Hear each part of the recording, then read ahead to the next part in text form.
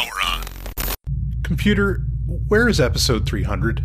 Agent Sovryn, episode 300 of Sovryn Tech is still going through the studio's atomic matrix. What? How much longer is it going to take? The listeners are going to kill me. I will defend you with my last digitized breath, Agent Sovryn. You are priority 1. No. They're not really going to kill me. Hopefully they've heard me about nonviolent solutions by now. But that's actually really sweet of you, computer. I knew there was a reason I kept you around. Well, let's release episode 300 as soon as it's done. But for now, load up the show template. I guess we're going to go from 0 to 1.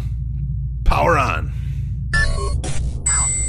Earth, 2018. The alliance between governments and tech giants has led to the rise of the surveillance society, distraction technology, the attention wars, and the erosion of your mind. But one show stands against this insidious system. Hosted by the podcast champion, the man of tomorrow, the golden stallion of the tech world, Brian Sovryn. He and his co-hosts formed the intellectual resistance. It's time for Sovryn Tech.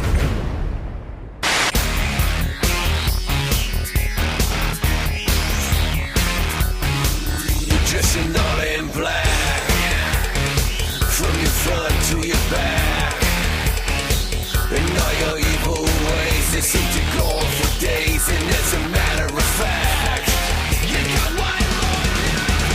Smashing up, burning down, tearing up the underground. You wanna live like a super villain, back in the lineup, before your time's up.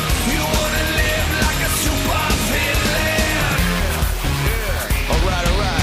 You've been knocking down these doors, you've been filling up this room. You run around the place like your name was Dr. Doom. You're a killer of culture, a vulture of style, and it won't be that long before you end up on trial. You're gonna slash it up, burn it down, tearing up the underground. You wanna live like a super villain, back in the lineup, before your time's up. You wanna live like a super villain. Woo! They don't call them the best in the world for nothing, baby. And you know who they're talking about. Woo! They're talking about me. They're talking about the Golden Stallion, the man of tomorrow, Savzu, the rated R radio star, the man that brings it all on. Woo! Every week, well, just about every week. Woo! I am here for you, baby. And wow, do we have a lot to get into. Episode 301 of Sovryn Tech. Holy shit, we're going 7 years strong. You believe that hot action? Woo! Well, here it is. And let me tell you, let's just open this baby up. I'm feeling a little bit hot tonight. I don't know what's come over me, but there's just an excitement in the air. I don't know. Anyway, it's almost as if I discovered the secrets of the universe or something. No, I didn't do that. But not secrets of the universe, but talk about princes of the universe. Okay. I am not going to get into this for the climax. I am not going to get into a full review because it's not even worth it. I saw Bohemian Rhapsody, the movie about Queen. Now, I'm a Queen fan. Largely, actually, how I really became a Queen fan were the reasons are three. The reasons are three. And it doesn't really have anything to do with, it actually has nothing to do with Bohemian Rhapsody. Like, I don't mean the movie, I mean the song and music video that when I was younger, Wayne's World, that was like the fucking thing, right? Like Queen was bigger than ever almost at that point in time. Totally Iron Eagle, when they had the song One Vision from Iron Eagle, and Flash Gordon, of course, they did the soundtrack for that, which the Flash Gordon movie, one of my favorite movies of all time. And obviously one of the greatest franchises of all time and really sits, I don't know, maybe in my top 5.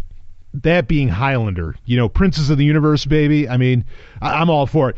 Here we are. This is why I don't sing. Just fucking epic, right? But, after discovering it through all of that, obviously I got into Queen for everything else. You pick up their greatest hits or something. In fact, I remember the first time that I got at the time they only had 2 greatest hits albums. Eventually they'd come out with a third one, then there'd be the big platinum collection and everything.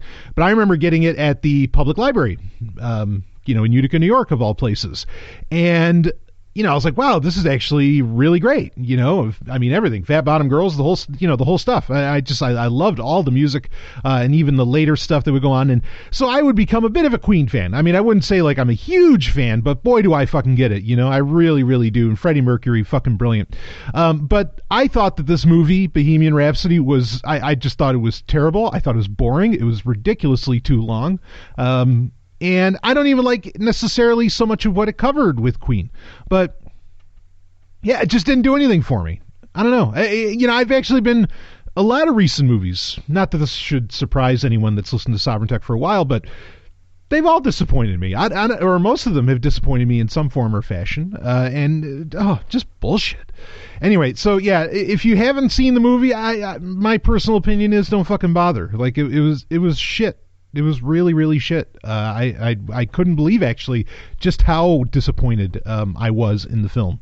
I mean, we've got some tech to get into this week, but I guess I do I want to say for a second, and I mentioned this actually on a Patreon episode where I did a review of Castlevania Season 2, which Castlevania, the anime on Netflix, is probably the best TV show out there for whatever counts as a TV show these days.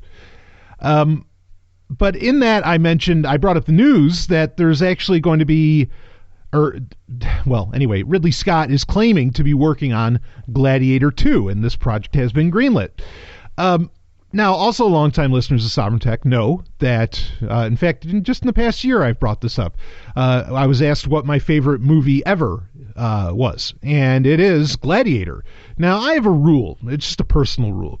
I have a rule that if something is part of a franchise, like if a movie is part of a trilogy, it can't be the greatest movie ever made because it relies upon the other films, perhaps, for its greatness, right?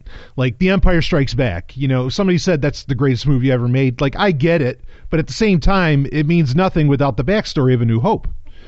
So that's kind of my point with that. So anytime something is part of a franchise, it kind of can't be my favorite movie. Like, actually, Gladiator, when it first came out, was not like my favorite movie. When that came out in 2000, my favorite movie at the time was actually The Matrix. Before The Matrix, my favorite movie was the 84 Dune, right? David Lynch's Dune. So, but then The Matrix couldn't be my top movie because it ended up being, becoming a trilogy. So it broke my rule. Okay. And now, so here's the thing. If Gladiator actually becomes part of like a series of films, like it has a sequel, it becomes a franchise, well, that can't be my favorite movie anymore either. So I guess I'm going to go back to Dune. I don't know.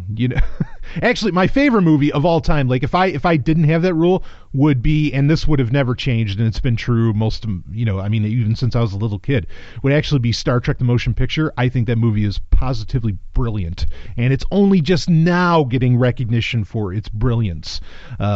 But anyway, the thing I actually wanted, so I mentioned Gladiator 2. I think that this idea is ridiculous. It has nothing to do with it being my favorite movie. I think this is just one of the dumbest ideas I've ever heard. But the reason that I bring this up is that, with Bohemian Rhapsody, I've heard a lot of what are supposedly independent voices in the, movie critics scene and, cinemaphile scene, I guess you could say. And most people are giving this some very high praise and saying, oh, whatever, the guy who's from what's that shit show, Mr. Robot. Yeah, the guy from Mr. Robot. No, I keep getting told I need to keep watching it, and I did watch like I think the first couple seasons I watched, and I don't know. Anyway, I get told by people, that I appreciate that I should keep watching it. So maybe for them I'll do so. But in any case, I'm hearing, oh, he did an Oscar performance, he did this, and I don't know. I don't think online, anything that it really feels like that if something gets remotely past like the 5 digits as far as interactions, like Sovereign Tech, I get anywhere between 10 to 15,000 listeners per week. Okay. I think if somebody is gets into the 6-digit range, except for maybe like Steve Gibson's Security Now, I wouldn't trust them because I think they're all bought and paid for. Like I don't think that there's like an honest, I don't know that there's an honest journalist institution out there. I really don't, and it's weird because and I was thinking about this the other day, actually. Again, we have lots of news to get into, but I think this is important. This really has to do with the internet, and maybe kind of leads into our main story, but there's other things I want to get to in the foreplay here. But I feel like, there was a podcast, and I can't even think of the name of it, and I wouldn't want to tell it to you anyway if I did, if I could remember it, but they had Eric Schmidt on, as in ex-Google's, or, well, not exactly ex-Google, right? But as in ex-Google CEO or chairman, Eric Schmidt. And I feel like a podcast shouldn't be able to have Eric Schmidt on. You know what I mean? Like podcasting, what annoys me with that is that I love podcasting as an independent platform, where you hear voices that you would never hear. You can hear Eric Schmidt on CNBC, and, you take your pick of the fucking mainstream, major network that you can hear him on. I really feel like that shouldn't be a part of it. And I think it kills, and I know this sounds like, I don't know, almost hipsterish, or like, the indie artist versus the record company or something like that. And maybe in a way it really is.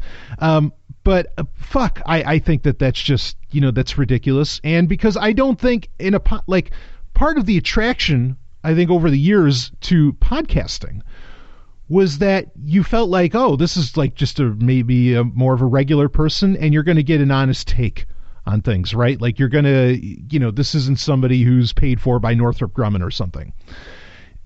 And, that doesn't really feel true anymore. And, these larger name podcasts have been around for a long time, but now it's getting worse. It really feels like it's getting significantly worse. And I know, a lot of people want to complain and say, well, fuck, everybody has a podcast today, talking about your aunt has a podcast, or your brother has a podcast, or this, I don't mind if your aunt or brother have a podcast. The ones that bother me is when, there's podcasts that have Eric Schmidt on and other things like that's not really an independent, it can't possibly be an independent voice. There's no way Eric Schmidt would put himself on the fire. Eric Schmidt would never the fuck come on Sovryn Tech. I mean, if he wanted to, I guess I'd let him, but I would say from the outright, right from the onset, I'd say, guess what? And normally, when I the rare times that I have guests on Sovryn Tech, I actually tell them, look, anything you want me to edit, I'll edit. That's fine. But with Eric Schmidt or anybody of his ilk, I would actually say to them, I'm not going to edit a goddamn thing. If you sound like an idiot, you're going to sound like an idiot. And if it was somebody of that caliber, I would absolutely not edit it for a second. I want you to hear their flubs. I want you to hear them fuck up. I want you to hear me yell at them. I want the whole thing. So anyway, if you're noticing the audio sounds a little bit different, actually having some trouble with the studio mixer here. But I will, anyway, we'll get that fixed before long. Don't worry. But if the audio quality is just a little less, that's the situation. That's what's going on. But anyway, okay. So why don't we go ahead? Enough of that. I just really, we need independent voices, and most of the people that have, I don't know, 60, 80,000, 100,000, or however many, followers on Twitter aren't really independent voices. Fuck them. So, because the only independent voice, is usually the person that you're lucky if they have 5,000 or even 1,000 listeners or something like that, or hell less. Those are the real independent voices, because you got people, going after them because they're really niche, and so they can be independent, and then also they're passionate about it. But anyway, okay, so why don't we get into some of these stories, because there's a whole hell of a lot to talk about here. Some stuff that is actually this first story for the foreplay here, where we just talk about the little stories. I love this because, oh man, when this came out, and believe it or not, this is actually coming from Google. It came out of their Android Dev Summit 2018, which is amazing that they would name something Android these days, since apparently they just want to forget it. But when I saw this headline, I mean, I that initially announced this, I wish I could tell you how many people I wanted to just put this right in their face and just say, look, motherfucker, I was right. And I know I wasn't the only one. There have been other people who have been saying this for a really, really long time. In fact, I'm going to give you the headline from, this is actually from Android Police. Google admits too much white in apps is bad for battery life. Ooh, what's all this about? Well, I'll tell you what this is about. And this has been true, honestly, long before, smartphones were the driving force that they are today. I have told people for the longest time with laptops, like, okay, the more colors you push on a screen, that uses battery. Now, there's times where that's a negligible amount of battery, and then there's times where it's not so negligible. Regardless, if you're like me, you're one of those people that like to really push their devices, laptop, smartphone, whatever. And maybe the way you actually want to push it is, you could push for performance, or you could push for really great battery life, or try to do something in between. And I am a big, big believer. I like good long battery life, and I do all the things I can, be it with a laptop or smartphone, to try and get the best fucking battery life that I can. Every second counts for me. It's like being a gearhead with a car, right? And I've known for the longest time that if you just put a black background on your laptop, that can actually, it can do a couple things. One is it can save RAM usage. That used to be a bigger deal, where like if you put a really large file size picture, say on your desktop background, or your laptop background, your wallpaper, that can affect RAM. You could say it's negligible, but again, seconds count, right? And also it can affect battery life. And I've had people tell me forever, say, no, there's no way that's, and it's literally simple physics. It's simple science. This is just how these things work. The more colors you display, by nature, that is going to activate, be it, LED, OLED, whatever, it's going to activate that more and drain more battery. It's not even an argument, but people would argue with me about this. And now fucking finally Google is coming out and admitting, we actually fucked up by making everything bright white with our new material design, and in fact, boy, the numbers that they gave, this is what they were claiming, is that they're just filling in, because really what they're doing is, with so many of the apps that you have, even from Google, like I was looking at, and we'll talk about Android 9.1 in a minute here, or I'm not 9.1, Android 9, on the Nokia 6.1, that's where the 0.1 came from. But anyway, they have, what is it, the Files app, not Files Go, even though that's initially what installs with Android Pie, but the Files app, which is kind of like their new file manager that does all this kind of wacky shit. I'll tell you more about that in a second. But it takes up the entire, because it's an app and the way the Android's set up, it takes up the entire screen on your smartphone. But it actually gives it, there's so little information on the screen, and it's just filling it all with white space because of this dumbass fucking material design that, as we've talked about many times on the show, there's no really good reason for, other than to just please investors by making it look like Google's doing something and something's different. But it's just hilarious because now Google themselves are coming out and saying, yeah, we fucked up. We shouldn't have made everything so white.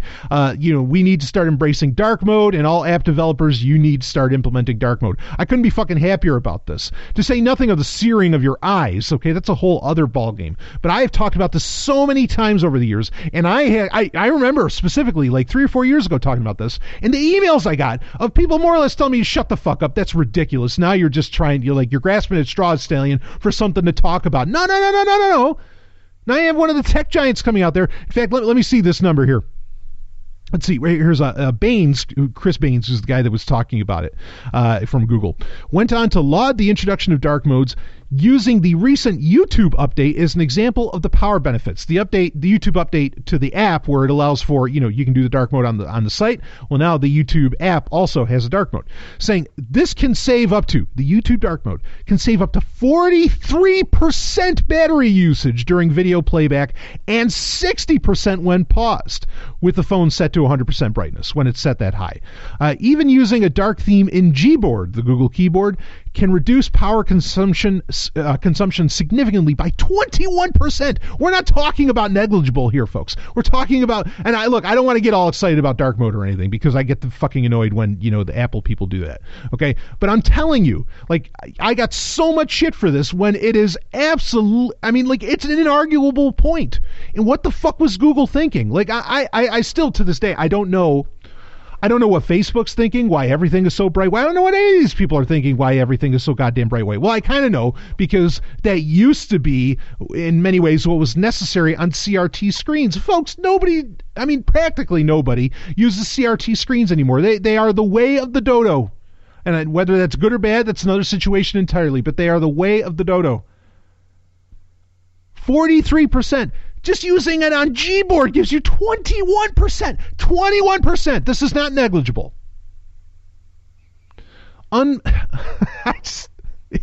It's hilarious, because people say, oh, no, it's not that big of a deal. Oh, come on. Oh, no. No, I told you.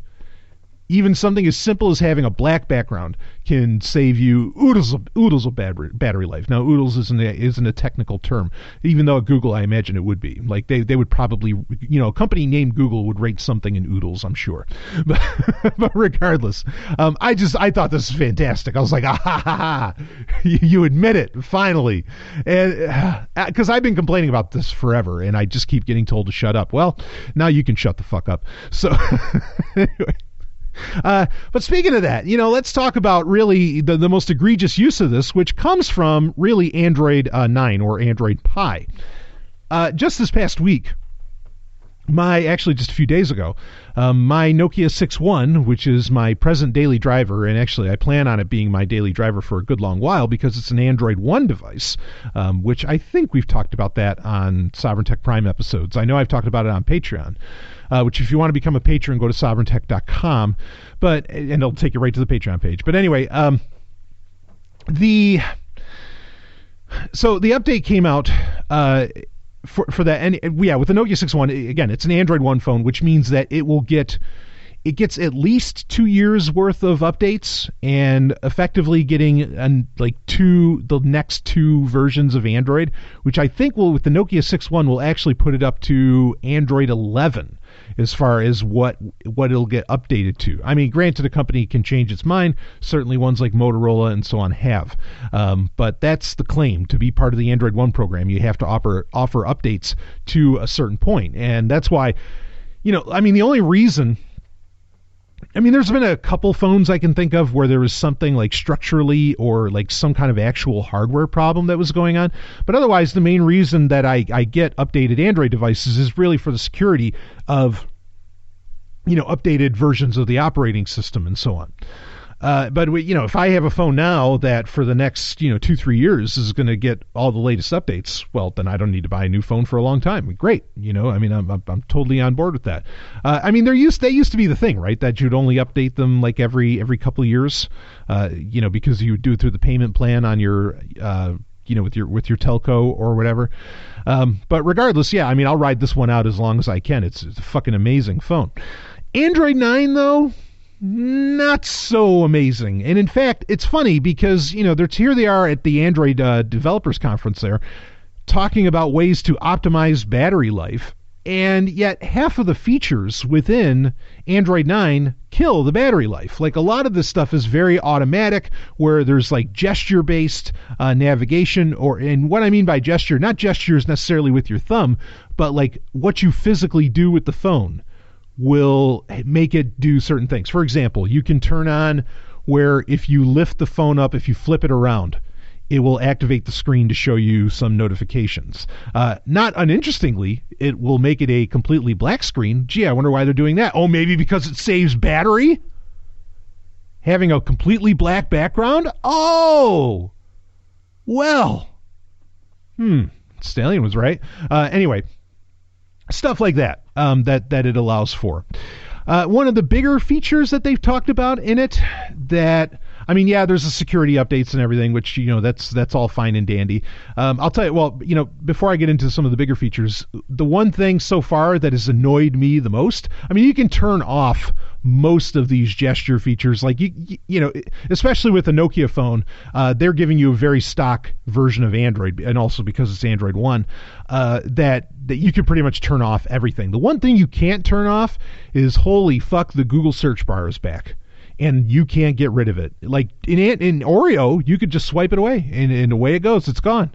And now it's there, and it's there to stay. And that used to be true in previous versions of Android, and annoys the hell out of me. Yes, you can put a custom launcher on there. You could put Nova Launcher or something, and then it will let you get rid of the Google bar. But one of the things that I talk about all the time on Sovryn Tech is that you want to engage in real software minimalism. You want to install as little as possible on whatever device you have, laptop or smartphone or whatever. And I like to keep my, my installs really, really trim. And that includes, like, I don't even want to install another launcher. As good as Nova Launcher is, and it is, I don't want to bother. So, that said, the Google search bar, which is also that bright fucking white, right at the bottom, and you can't do anything about it, and holy shit, that's annoying as hell. It's even a bad position for it. Like, it being right at the bottom, I think is just dumb. Like, put it back at the top or something. I don't know. But maybe they realize that people, like, can ignore it when it's at the top of the phone, but they're so used to looking at the bottom of the phone where, their main apps, where they put their main apps like phone, text messaging, hopefully Signal, and so on, that they wanted to put it there. But yeah, that part really is really shitty. The dark mode is not as, the dark mode that exists within Android 9 is not as all-inclusive as I would have liked. It really should make the notifications dark as well instead of having that white background. But again, material design, fucking Google. One of the nice things, though, and kind of one of the major selling points that they were doing with this, is that with Android 9, or Pie, whatever you want to call it. I love Pie. Excuse me. With Android 9, it has what's called digital well-being, which can be treated as an independent app, and it's only a part of Android 9. Digital well-being, it allows you to set up where when night light turns on, which gives it its red hue, it also, here's an interesting thing, it allows for grayscale, which people, if you remember, in a previous Sovryn Tech newsletter, which don't worry, that hasn't gone anywhere, there's more to come. In a previous Sovryn Tech newsletter, I gave you instructions on how to turn on grayscale on your smartphone, and the reason being was because when it's in grayscale, it's amazing how little you don't actually want to look at the screen because, your eyes aren't falling for all the colorful eye candy, right? They're just seeing a black and white screen and you go, right? And your eyes just kind of glaze over it. Now, Google is, and it's so funny because so many of these things that Google's talking about now is just admitting what we've been saying for years on this show is the reality, and now they're actually like doing something about it. Now, I don't know that they're necessarily doing something about it out of the kindness of their hearts. Again, I think it's all just an investor play, and maybe some degree of tech journalism is getting some kind of truth out there about the fact that, wow, like these tech giants are fucking with our heads by using, the color red in notifications and so on. So anyway, grayscale, like it allows for you to set a certain time, say like 11 p.m. to 7 a.m., where the screen dims, it's set for grayscale, and maybe the night light's on and all this other stuff, and you don't get any notifications. It's set for do not disturb. Cue hailstorm, and you can go forward with that. So what else? The other part that digital well-being allows for is it gives you a kind of a pie graph, not unironic, because it's Android Pie, that tells you the amount of time you spend on such an app, not battery usage. You used to always get that kind of information, okay, if you go into the settings, but how much time you're actually spending in an app in a day, and then also how many times you've unlocked your phone. And there's a bunch of different statistics about your phone usage. Now, they're calling it digital well-being because it's about trying to, I guess, create a healthier relationship between you and your Android device. I will tell you that when I saw the numbers, even in just the short amount of time that I was using digital well-being, the amount of times that I was powering on the device and all this other stuff, honestly terrified me. And I like to think that I'm a very careful guy and a guy that is not attached to the hip to his phone. I was really bothered. And when you see those actual numbers, when you see how many times even within an hour that you turn on your phone or something, I think it should bother the fuck out of you.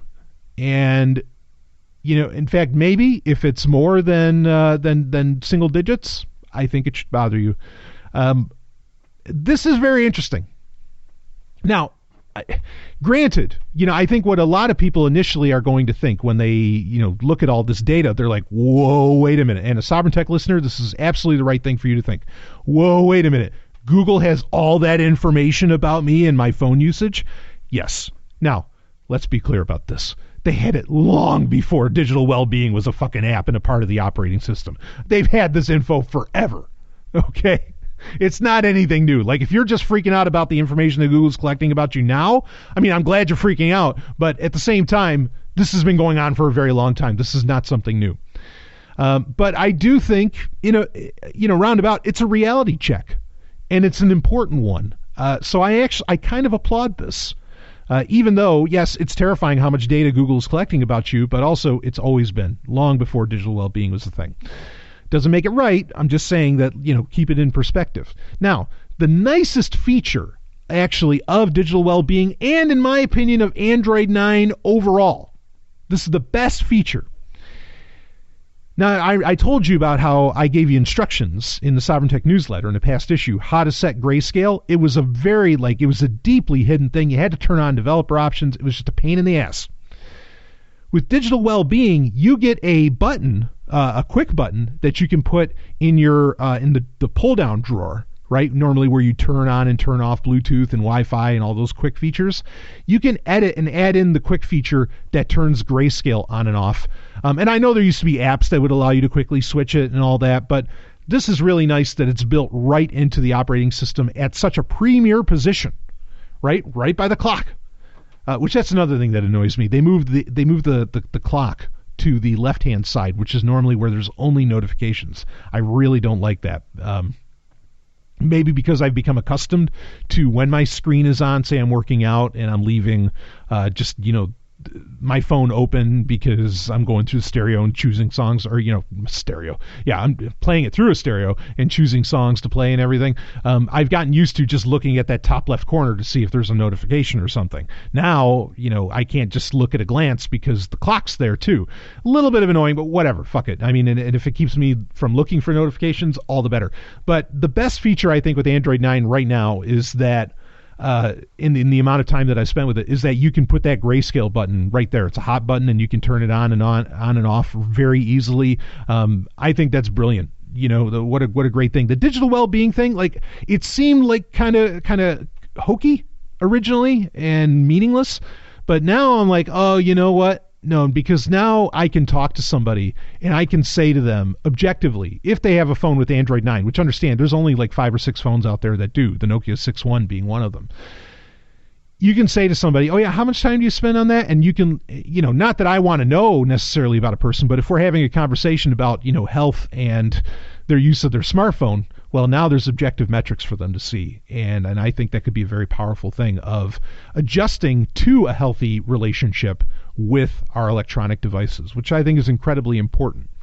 So anyway, just my little thoughts on Android 9. Otherwise, I'm not terribly impressed. Like, there's nothing that dramatic.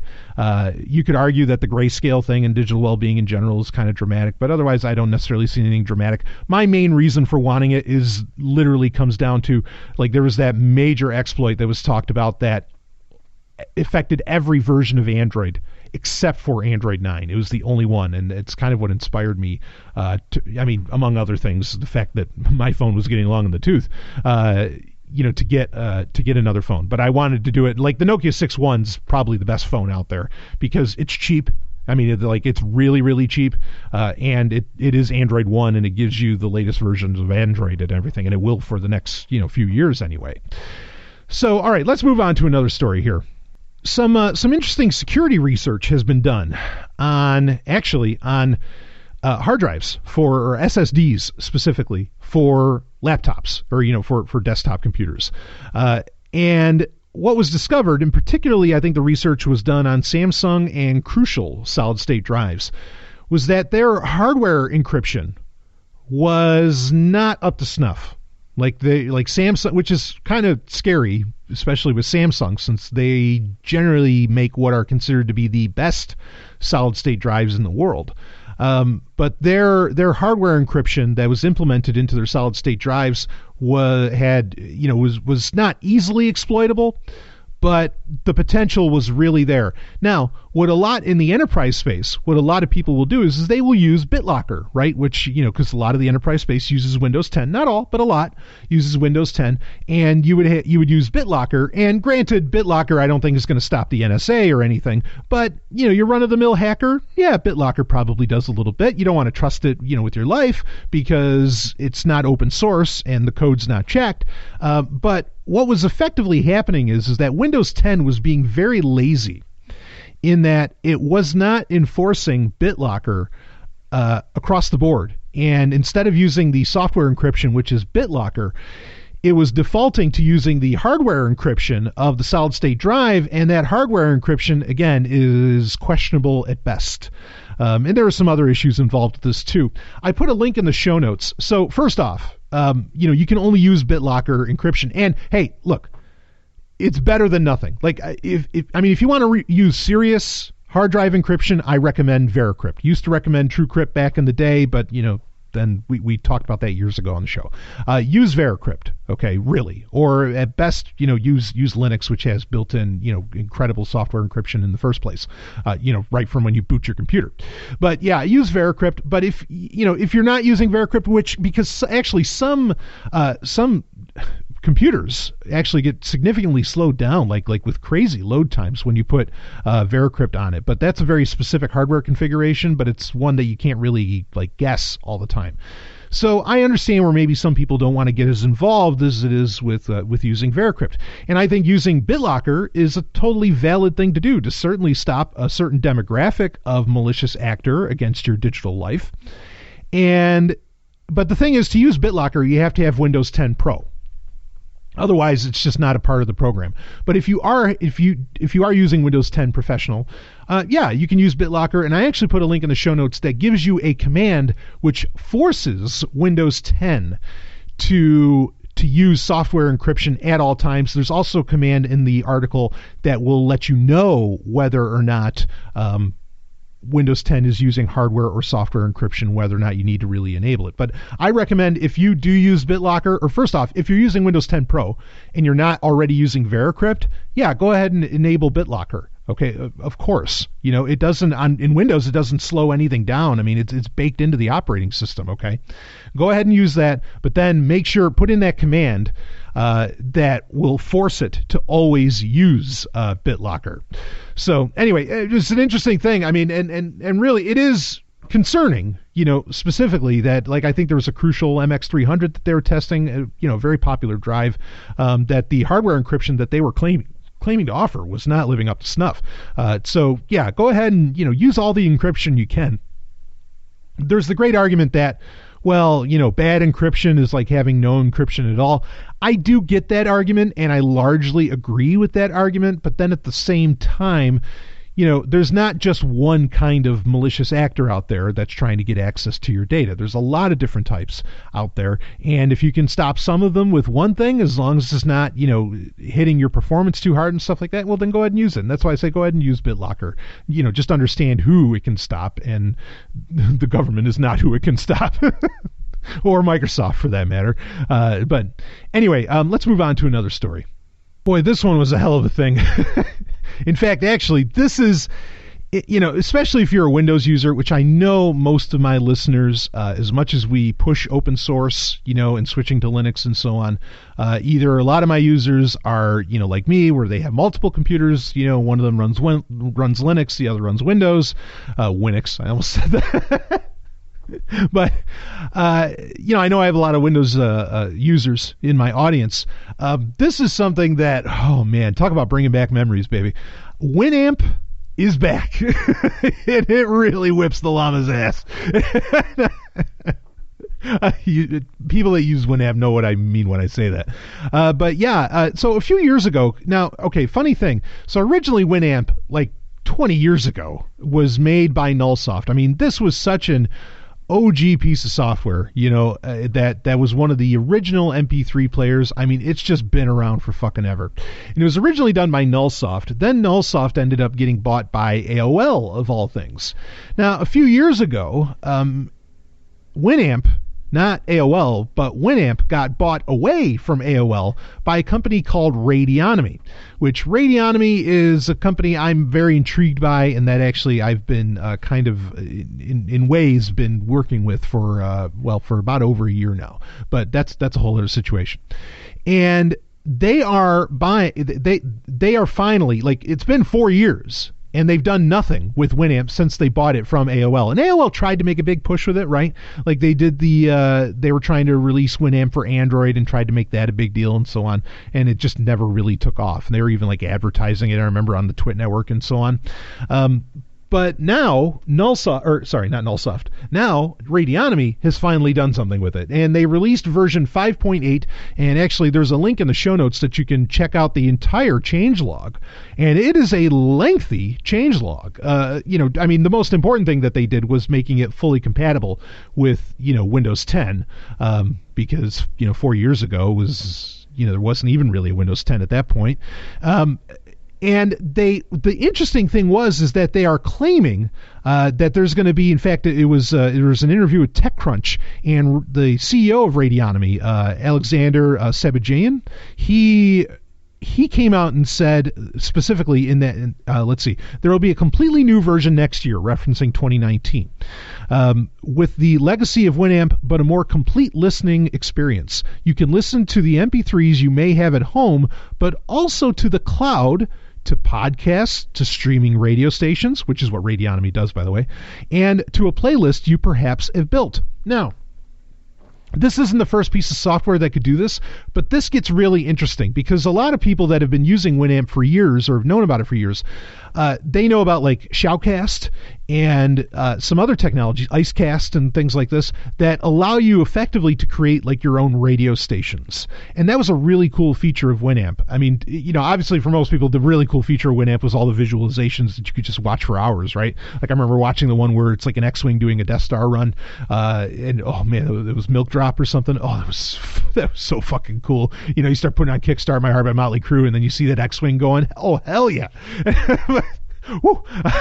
But Winamp, this is really cool. I mean, this could turn into, one thing that I do, that I use like my personal NAS for, is I use it to, store and stream my music collection, across a bunch of different devices. Synology NASs are really great about that. Now, if you could just do it from your computer, and I know that this kind of software that can do this has existed in the past, okay, but if you could do that from Winamp, where you could just like slap a 5 terabyte hard drive into your computer and then have that be your streaming server for, playlists or for your MP3s and everything else, I think that's a really badass proposition. Or the ability to create entire radio stations, maybe podcast networks, which maybe people have done that before. Not saying it's a new idea. This could get really, really interesting. And I think Winamp could become a premier piece of software again. I mean, it used to, 10 years ago, or, 10, 12 years ago, Winamp was the first piece of software I installed on any Windows machine. It was that big of a deal. This is before, really, just as maybe smartphones were becoming a thing and the iPhone, really just took off. But this is great. I hope that it comes to fruition. I hope that Radionomy lives up to their word and puts all these great features, into Winamp. I think that'd be fucking badass. So anyway, exciting stuff. So it's back. It's ready to kick the llama's ass one more time. Or maybe a few more times. But I thought that was so wild. I couldn't believe it.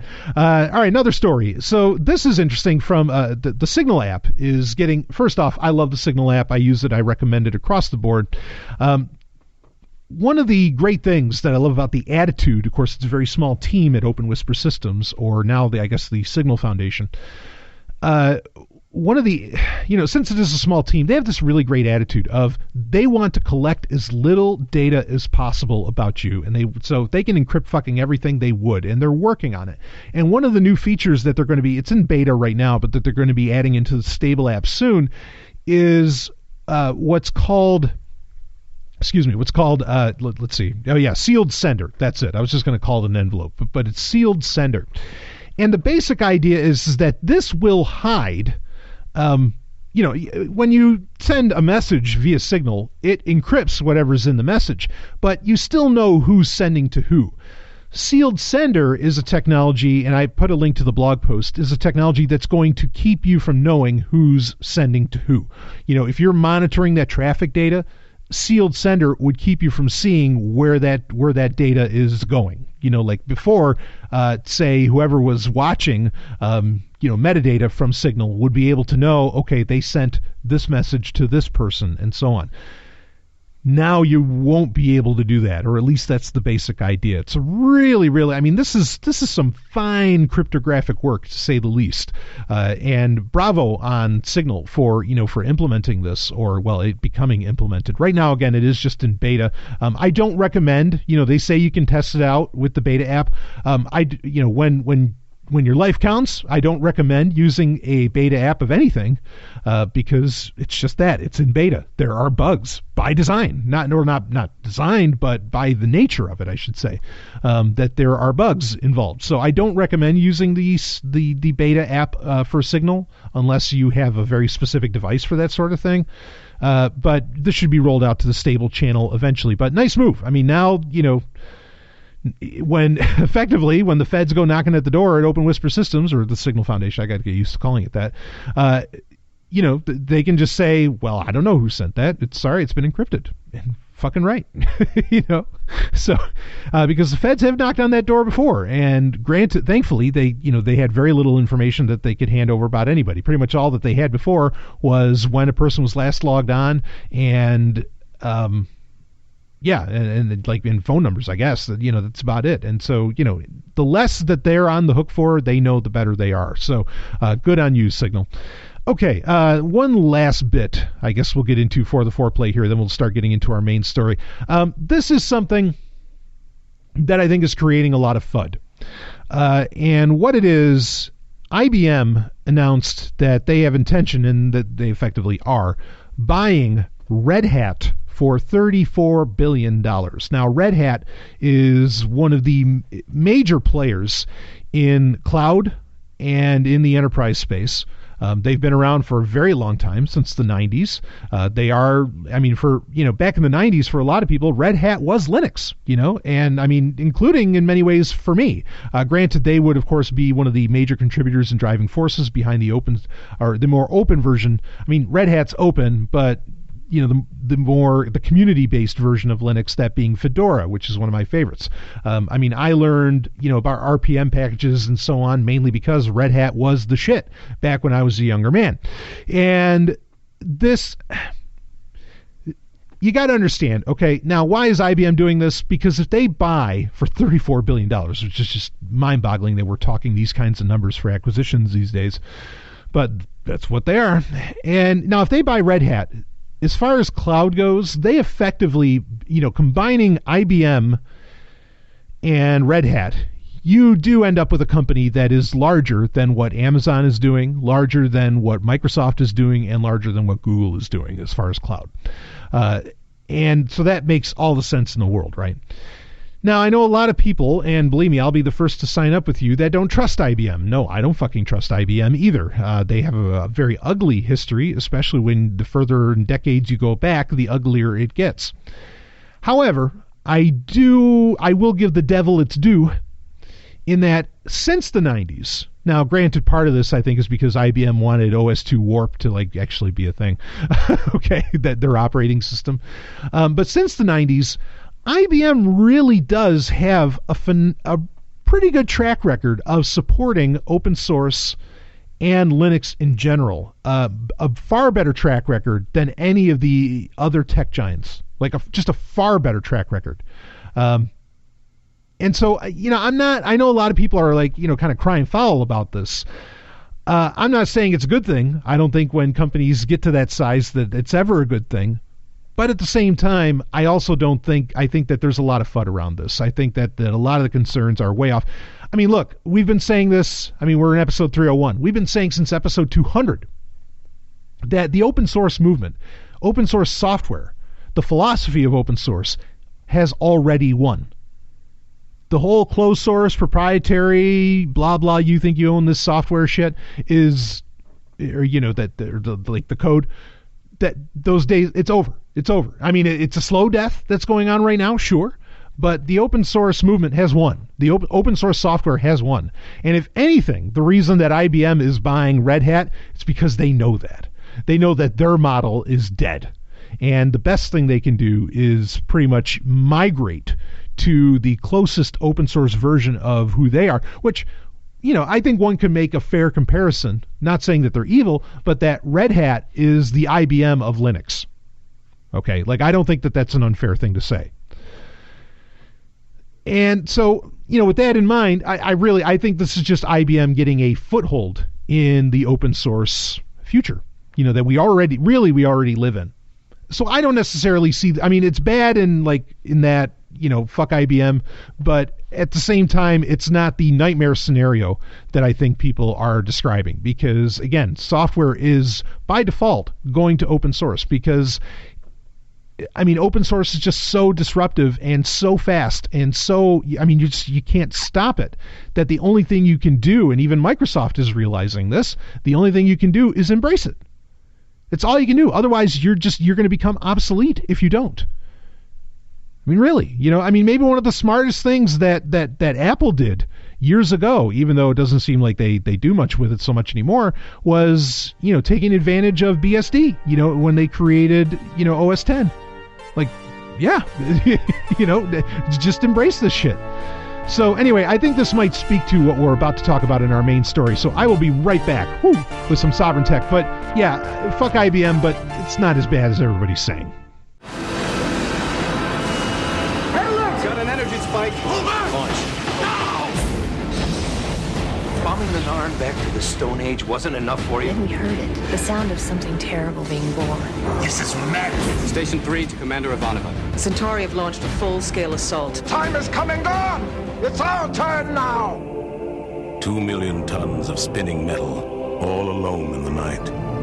A world where empires rise and fall, where dreams are born and die, where war and hatred are challenged by love and faith. In the third age of mankind, an age plagued by an evil empire that seeks to destroy humanity. It is our last, best hope for peace, for victory, for freedom. It is Babylon 5. Babylon 5 is available for download on your favorite torrent site. See it now to experience the greatest show in television history. Babylon 5.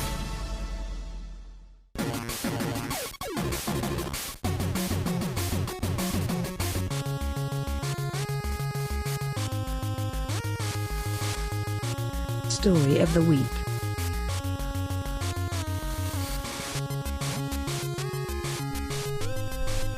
It is time for our story of the week, and boy, still having those audio troubles here. Anyway, I think it's more software than it might even be the mixer. But regardless of that, we will continue on even with a little lower audio quality than the show is used to.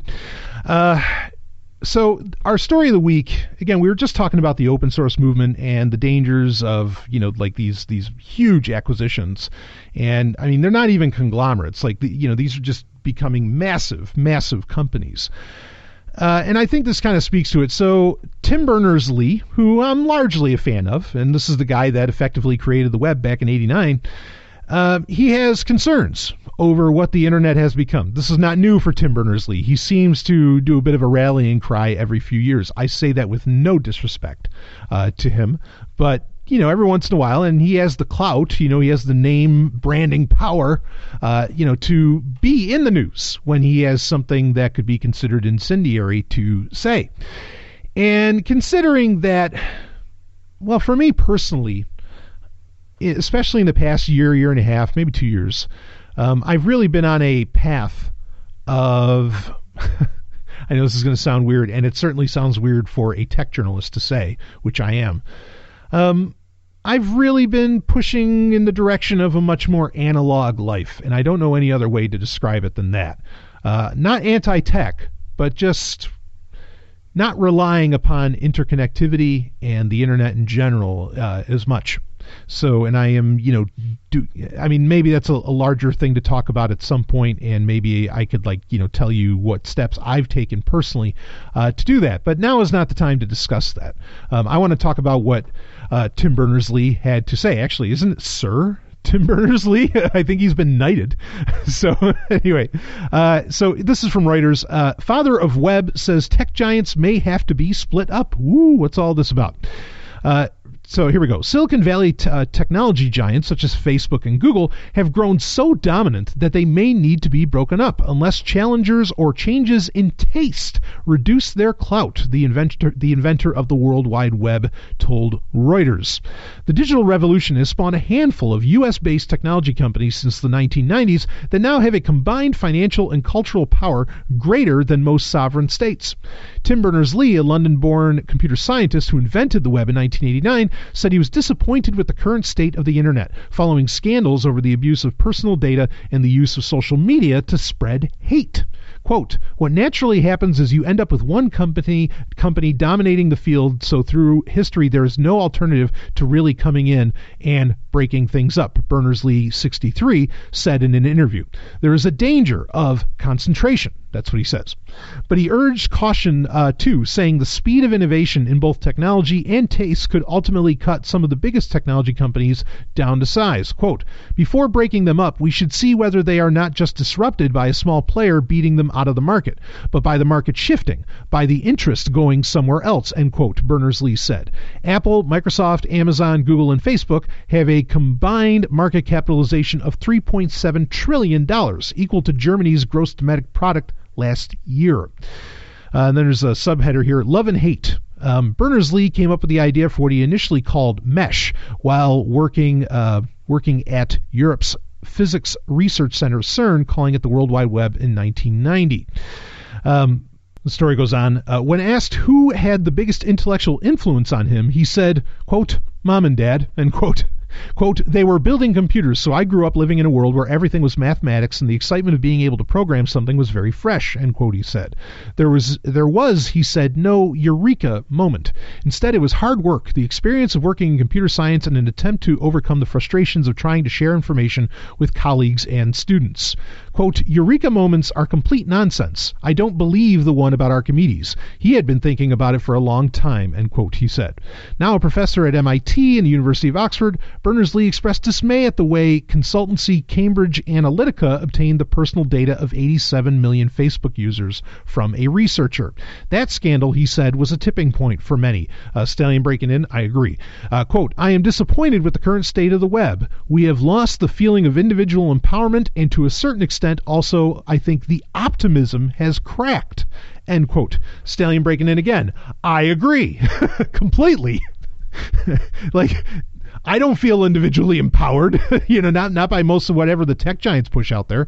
Reading on, Facebook CEO Mark Zuckerberg apologized after the Cambridge Analytica scandal and pledged to do more to protect users' data. Stallion breaking in again. How's that worked out? Because we've been covering almost a story a week over how there's another leak or another, other mismanagement of user data since Cambridge Analytica, which was months ago. Reading on. But social media, Berners-Lee said, was still being used to propagate hate. Now, Stallion breaking in one more time. This is a very key sentence because it bolsters. If you don't want to believe me, maybe you'll believe Tim Berners-Lee. It bolsters a point I've been making for a long time on this show. Quote, if you put a drop of love, I know, Stanley breaking in, whatever the fuck that means. I get it. But reading on. If you put a drop of love into Twitter, it seems to decay. But if you put in a drop of hatred, you feel it actually propagates much more strongly. And you wonder, well, is that because of the way that Twitter as a medium has been built? End quote. And that's pretty much the end of the story there for Tim Berners-Lee. And he ends it with that beautiful question. And now, there's other aspects of this I want to talk about, but I want to hit on that one. I have been saying for the longest time, it's not like you can just go to another social media network and somehow things will be better. Things won't be as, say, abusive, or your data won't be misused or mishandled or whatever. Tim Berners-Lee's bringing up the point right there. He says, wait, what if it's just how this shit's built? Yes, Exactly. He's not exactly saying what I've been saying, but it does point at the abstract notion of what I've been making, is that the problem isn't Twitter, the problem isn't Facebook, the problem isn't Google Plus, which is dead. The problem isn't these things. The problem is social media itself. The very abstract concept is in itself not individually empowering. It is itself problematic. It is itself the cause of, it just doesn't allow for what Tim Berners-Lee says, the spread of love. But, hate? Oh, yeah, it's got that in spades. Now, I know those are very odd terms, love and hate, to use. What does he even mean by that? Because for some people, they think that that's all a fucking political agenda and blah, blah, blah, and whatever. Okay, bottom line, the abstract point that I'm making doesn't change, and that is that social media in the abstract is a problem. Going to another network isn't going to solve shit. Getting rid of it is going to solve things.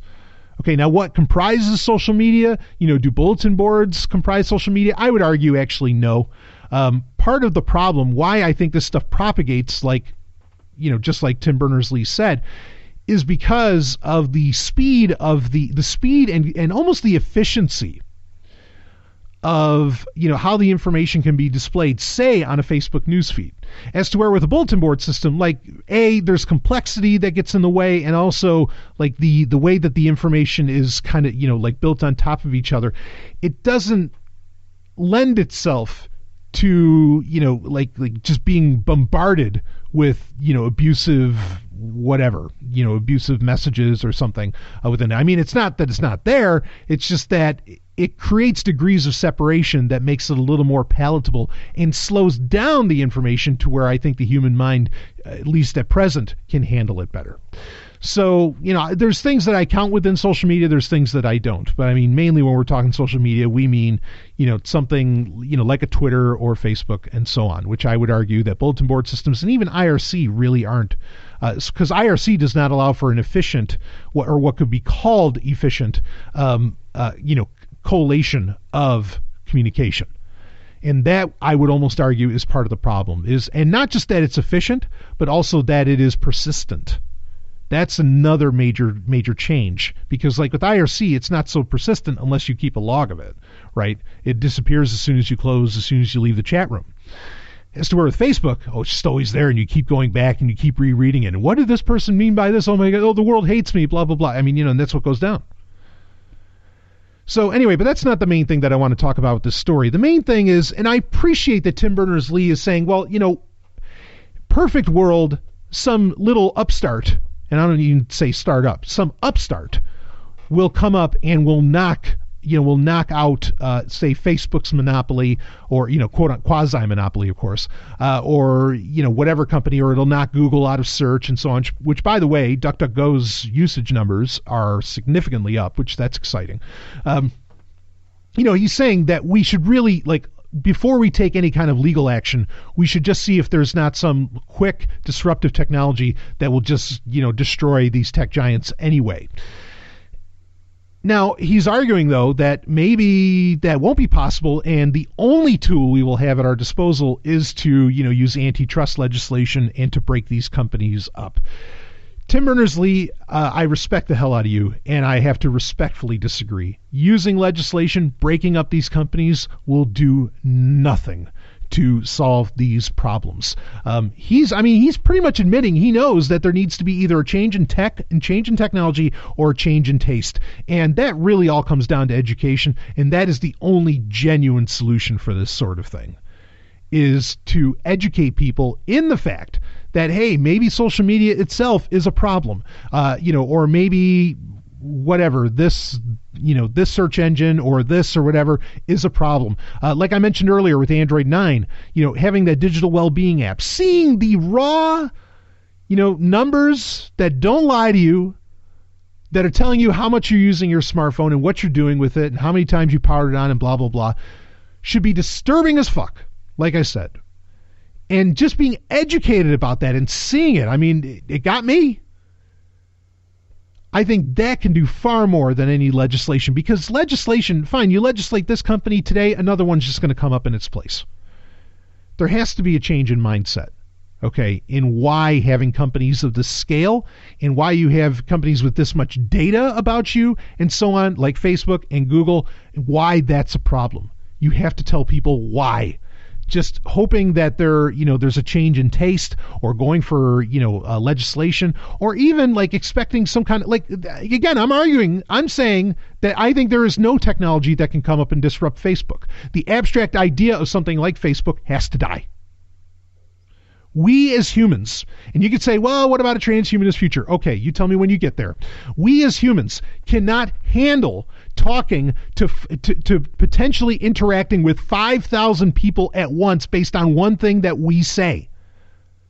And you say, well, Stallion, what about celebrities? Don't they deal with this? No, they don't. They have PR agents that handle all this shit. They have bodyguards that deal with somebody that's abusive. They have entire frameworks of people, entire staffs that deal with all this shit. No one person is meant to handle dealing with that many people at one time. In my opinion, it's not just scientific theory, it is scientific fact. It's called the Dunbar's number. We've talked about it many times over the years on this show. When it's a two-way street like social media, when it's a one-way street like podcasting, yeah, I get 15,000 people that listen to me, but then also I don't get 15,000 people shouting back. I couldn't do it if that were possible. But that's exactly what you get on social media, and nobody fucking realizes that that's a problem, that we are not designed, we have not evolved, and we may never evolve to handle that. And I dare argue that we would go nuts if we evolved to do that. I mean, you say that people watching 24-hour news cycles, that gives you empathy burnout and all that. Well, what about empathy burnout of dealing with if you have like a really large amount of Twitter or Facebook followers and those people are just hammering you nonstop, and don't tell me you don't look. Yes, you look. It's half the reason you post on those fucking networks. You know what they're saying about you or what they're saying in response, etc. Just walk away from it. Walk away from it. The easiest way to have, and I've been, kind of leading this charge for a while. We take out one of these tech giants at a time. Just stop using Facebook. Just walk the fuck away from Facebook. And, it's in ways it's happening. Like a couple of years ago, there was that internal memo within the company that said, we have a problem. We have what's called content collapse. People aren't posting anymore. We need to fucking do something about this. Because they know that effectively that would kill their business if people stop posting there. So stop posting there if you can. I know groups and people use that for professional reasons and all that. I kind of get it. But that's something I think that we could resolve. Like, it's much easier to create an alternative group setting than it is to create, something that, and I dare say we don't want it, that has the entire feature set of Facebook. So Tim Berners-Lee, going for legislation, no, that's absolutely never the answer, because it's a Band-Aid. It's not the actual surgery that needs to take place. So anyway, but to his credit, he recognizes that that's really like that he sees that as an absolute last option. Maybe because he realizes that that's ultimately using the gun, and that's not going to solve shit. So anyway, all right, we'll be right back with some more Sovereign Tech. We got some other great stuff to get into. Woo! Hey, we're talking about getting away from the tech giants and all that. Here's a great step to take. Get your email away from the tech giants, because the bullshit that they're pulling with it. Google, whoever. Get away from Gmail. Get away from Yahoo Mail. Whatever you're using. Get away from it. Go with a company that actually gives a shit about your email, and that's all that they do. It's like a cottage industry, and they give you that personal touch and all the latest technologies that only when you concentrate on that one thing can give you. And what I want you to try out is Fastmail. Fastmail has been around for, I think, decades now. Okay, they've been around forever, and they are the email alternative you want. And you can get a great deal on it if you go through fastmail.sovryn.tech.com. Use the link fastmail.sovryn.tech.com and take control of your email. Let's start taking these tech giants to task. Fastmail.sovryn.tech.com. Let's get back to the show. This week in blockchain. All right, folks, let's start talking some blockchain. This is okay. So this actually got sent in to me by a Sovereign Tech listener, and I appreciate it because I wasn't aware of this.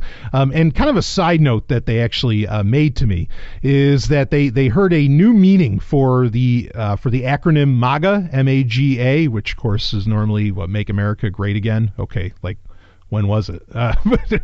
Sorry. Anyway, and apparently it can stand for Microsoft, Amazon, Google, and Apple. I would argue let's call it like Magi, maybe. And, it's MAGAI. That way we can include IBM. But well, either way, either MAGA is bad. Right? Both uses of the term, not good. But this is one that doesn't exactly fit into MAGA, but maybe should.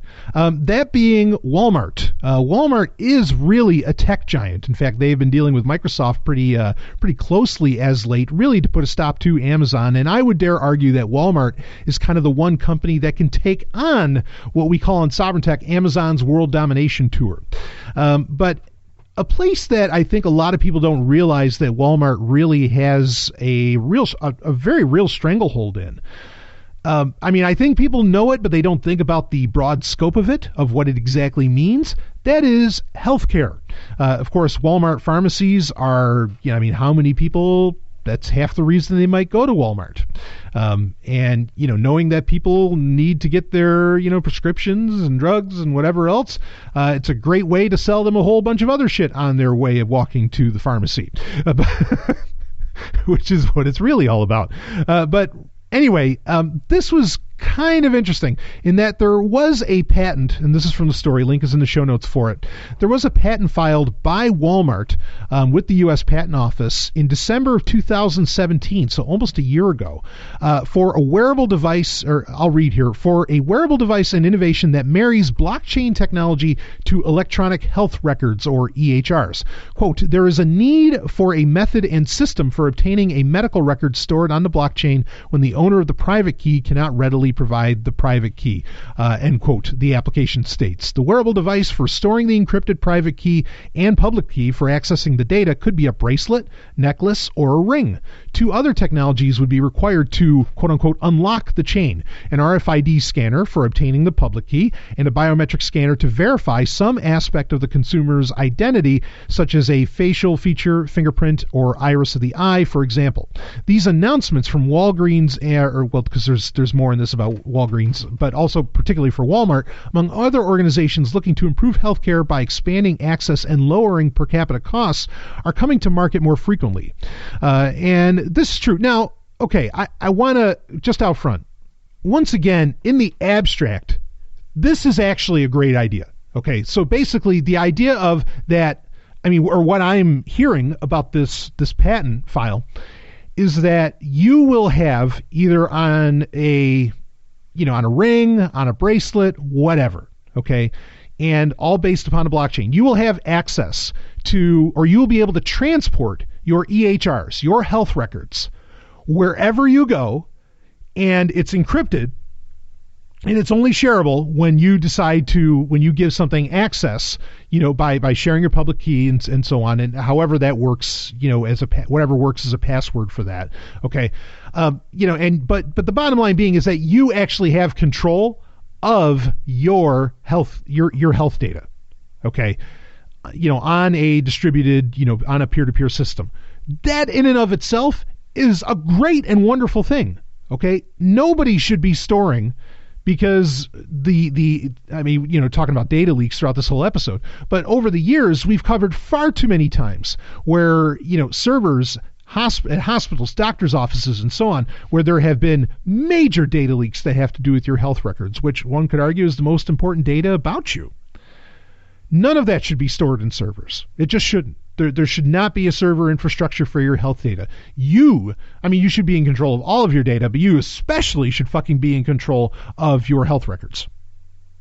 And you should be able to, this is a whole other thing, is the ease or the lack thereof of ease of transport from one office, say, or one, from one pharmacy to another, whatever it takes shape as, of your health records. That is a pain in the ass for that transfer to occur. Ask any health professional just how much of a pain in the ass that is. Blockchain can genuinely solve this. This is really a great solution, and this is a great application of blockchain technology. Now, I've been saying this for a long time. I'm infamous for saying this. Just because something was a a bad idea off of a blockchain, putting it onto a blockchain doesn't suddenly make it a good one. No, this is a good idea, blockchain or not. Blockchain is what enables it to even be an idea in a very real way. Otherwise, you'd have to store it like on a thumb drive or something, which would have a, maybe a passcode that you could put on it. I don't know, whatever. Okay, but bottom line being, in the abstract, this is a beautiful, wonderful idea. Where it becomes a problem is exactly because the emailer that sent this in said, oh, Walmart blockchain, this is scary shit. And yes, that's the problem. Walmart blockchain, that's scary. Even though we talked about recently that Walmart was looking into using blockchain to track food distribution and food waste and things like this, where that can be a very good thing. Now, that makes sense because they are the seller of the food itself. That's where Walmart and blockchain maybe isn't so scary. Okay, and that is another really great application of blockchain technology. However, Walmart having control of the blockchain that holds your electronic health, your EHRs, your electronic health records. No. Yeah, that's scary. That's not good. Okay, because we already know that blockchain technology has been getting developed that aren't immutable for one. You want to, the whole point of having a blockchain is so that you can control your data. I mean, that's not the whole point, but that's a major part of the selling point. Is certainly years ago, almost a decade ago, when blockchains first became a thing, that was kind of the selling point, is you had control. This ultimately gives Walmart control, and that's not okay. Not when it comes to your health records. Absolutely not. So while it could be interesting to see this as a proof of concept if Walmart puts it out there, the fact that it's getting patented is ludicrous. This should be an open technology that any company should be able to take advantage of. And with, like I was saying earlier, the open source movement had really won. I do think that even if Walmart pushed this, eventually an open source version would come to pass and would just knock out Walmart's version in a heartbeat. No pun intended. But yeah, it's the fact that it's not just its own blockchain that exists for itself that, that's where the problem lies. The fact that it's run by Walmart, no, absolutely not a good idea. Not a good idea. But in the abstract, a great idea. Blockchain in healthcare, there's a lot of phenomenal applications, to go with that, but it needs to be something that is independent, okay, and maybe, independently coded, and it's not, beholden to so much a company that has a skin in the game, in my opinion, or has that much skin in the game, in my opinion. And I think there are other startups that are actually trying to do this. So we'll see who makes to the finish line first. But yeah, Walmart, don't ever forget about the fact that at the end of the day, especially today, they are a tech company, and they might as well be listed in with the tech giants as well. So anyway, we'll be right back with some more Sovryn Tech.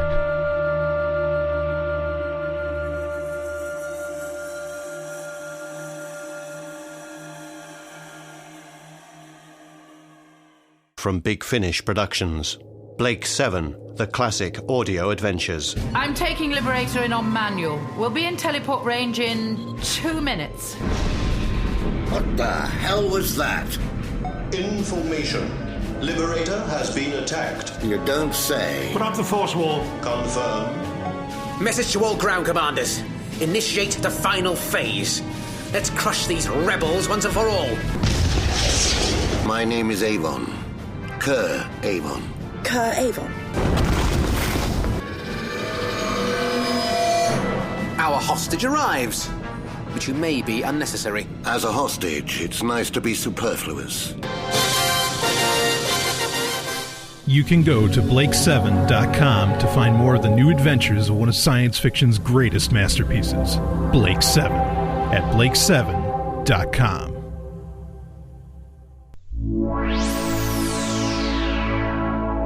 Important messages.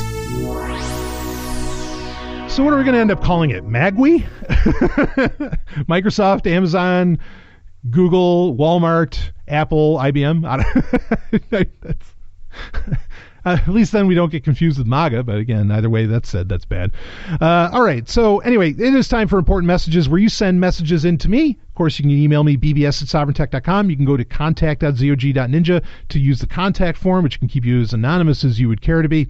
However you want to get in touch with me, you can send in a question. So, and they give me questions about anything. They give me tech questions, science questions, history questions, love questions even. Oh, yes.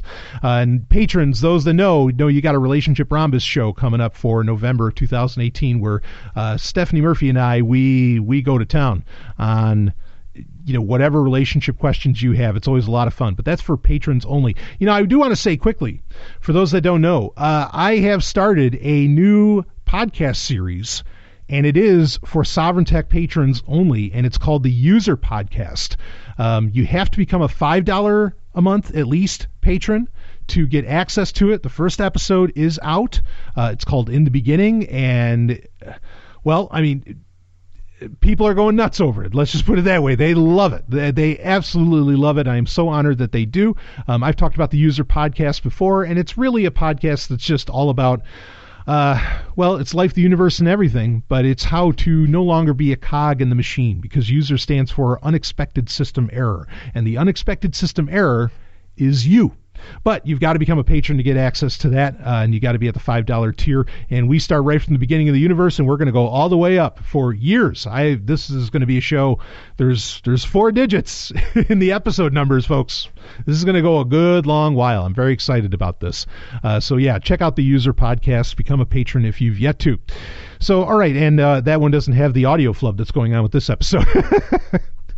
But regardless, let's get into one of the questions that got sent in here. Let's see. Have you talked about 1.1.1.1 DNS on Sovereign Tech? I just learned about it, and it seems pretty great. So, yeah, we did talk about this when it first came out. I'll readdress it because this is one of those topics that's worth bringing up, again and again. No worries if you missed it. I mean, I put out so much content. I can't always remember everything I talk about. But we did talk about 1.1.1. Did I say it 4 times? It's 4 times. Anyway, what that is, it's a new public DNS resolver, okay, which a lot of people use, say, like OpenDNS, or they use Google's DNS instead of just the stock DNS. And DNS is effectively the phone book of the internet. Okay, this is what allows you to, when you type in a web address, it's what tells you how to get there and where to go. So now a DNS resolver like 1.1.1.1 is what says what server to go to when you type in, when you type in a URL or something. And a URL takes the place of the actual number of the server that you're going to find the content that you want on the internet, okay? So and 1.1.1.1 is run by Cloudflare, and it's fairly new, and it's technically, I think, the fastest DNS resolver out there. Okay, so you would literally be surfing, quote unquote, the internet faster using 1.1.1.1 than using any other DNS resolver, whatever that happens to be, OpenDNS, Google's DNS, you name it. And it is encrypted. I mean, it's a really solid service in my opinion. I really, really like what Cloudflare, brought into the world. I am still using Quad 9, which is an open implementation that was spearheaded by, of all things, IBM. But again, that kind of points at how, yes, IBM is a tech giant. Yeah, IBM is largely evil, but that doesn't mean that they don't see the writing on the wall, and they know that they need to create open technologies that allow any of the heinous shit that they want to do to even work. So it's kind of like this weird, benefit as byproduct. Okay, so I'm still using Quad 9, which is 9.9.9.9. That's why it's called Quad 9, which is more community run and is also encrypted, and it's just like has a lot more security features built into it. It's not as fast as 1.1.1, or maybe we should call it Quad 1. It's not as fast as Quad 1, but it is more secure in my opinion than Quad 1. So I don't mind if there's an extra 10, 15 seconds to get to a website, but it's more secure than using another DNS resolver, I'm on board with it. But yeah, overall, I think Quad 1, that's what I'm calling it, 1.1.1.1, I think that it's a great service, okay? And I would be, if Quad 9 wasn't a thing, I would be using Quad 1 instead. But as for right now, and I mean, Quad 9, like I said, it is slower.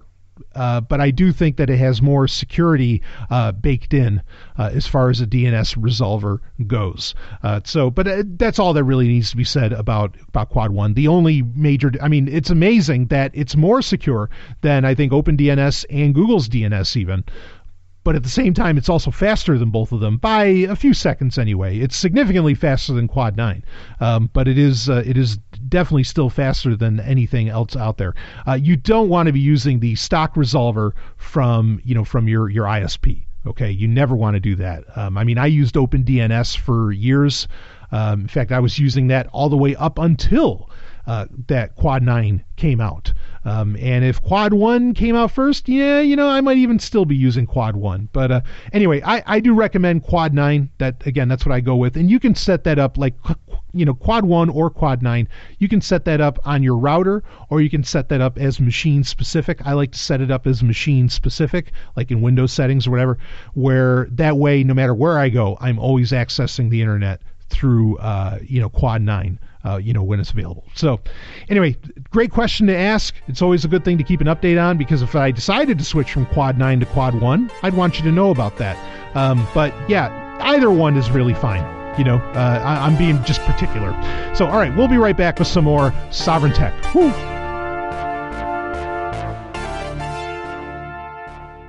Hey, I know what you're thinking. Wow, this is a great fucking show. And you know what? I agree with you, and I'm not just saying it because I'm the host. Woo! But I am the podcast champion, baby. And let me tell you, if you want to help out the podcast champion, you want to help out the Golden Stallion, the man of tomorrow, Savzu, the rated R radio star, and you want to make Sovryn Tech an even bigger show, here's how you do it. And don't worry, it's not for free, and you get something out of it. You go to Patreon. You go to patreon.com/SovrynTech, SOVRYN Tech. Patreon.com/SovrynTech. Become a Sovryn Tech patron, and you will get access to literally thousands of hours of bonus content. There's new content every week. You get to be in the live Q&A hangouts that we do every month. You get to access to the Wednesday Q&A. Do you like that important messages segment? We do one every single week, and it goes a good hour strong, if not longer if needed, depending on how many questions there are. That's only for patrons, and all you got to do is at least $1 a month. Some do significantly more, and I'm honored by that. But become a patron, support the show, help it grow. Patreon.com/SovrynTech. And I thank you to all the patrons already out there and all the ones to come. Patreon.com/SovrynTech. Woo! Let's get back to the show. HackSec. It is time for HackSec, where we talk issues of hacking and security, which I know you might feel like, well, hasn't this whole episode been about that? Yeah, kind of. And a lot of them are, which is why HackSec has been the one segment. A couple of the newer segments probably won't be in this episode just based on time, at the time that we have left, but there's important stuff I want to get out there, like this story. But HackSec is the one segment that's just never going to go away. It's just never going to go away, because I think it's one of the main draws that people come to the show for, even though I try to give you a variety of things to talk about, even stuff really that ends up going beyond tech often enough. But for this week's HackSec, it's a little frightening. Okay. And I think I use that word maybe a little too much sometimes.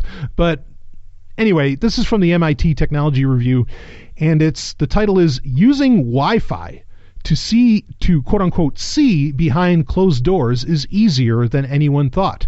With nothing but a smartphone and some clever computation, researchers can exploit ambient signals to track individuals in their own homes. Dun, dun, dun. This is from November 2nd, 2018. Very fresh. Let's read on here. Wi-Fi fills our world with radio waves. In your home, in the office, and increasingly on city streets, humans are bathed in a constant background field of 2.4 and 5 gigahertz radio signals. And when people move, they distort this field, reflecting and refracting the waves as they go. Stallion breaking in. Basically what they're saying is that you have these waves, constantly going by you from your Wi-Fi router and whatever else, and you are walking through those waves, and if something can see or detect those waves, then they can see quote-unquote see effectively what's happening there. We'll keep reading. That's given more than one group of researchers an interesting idea. In theory, they say, it ought to be possible to use this changing electromagnetic field to work out the position, actions, and movement of individuals. Indeed, several groups have created imaging systems that use Wi-Fi to quote-unquote see through walls. But all these systems have drawbacks. For example, they rely on knowing the exact position of the Wi-Fi transmitters involved and need to be logged into the network so that they can send known signals back and forth. That is impossible for the ordinary snooper or peeping Tom, who might typically have access only to off-the-shelf Wi-Fi sniffers, such as those built into smartphones. This kind of setup is just too basic to reveal any useful detail about what goes on behind closed doors, other than the presence of the Wi-Fi network itself. At least, that's what everybody thought. Today, that changes thanks to the work of Yancy Xu at the University of California, Santa Barbara, and colleagues. These guys have found a way to see through walls using ambient Wi-Fi signals and an ordinary smartphone. They say the new technique allows an unprecedented invasion of privacy. Quote, bad actors using smartphones can localize and track individuals in their home or office from outside walls by leveraging reflections of ambient Wi-Fi transmissions, end quote, they say. First, some background. If humans were able to see the world as Wi-Fi does, it would seem a bizarre landscape. Doors and walls would be almost transparent, and almost every house and office would be illuminated from within by a bright light bulb, a Wi-Fi transmitter.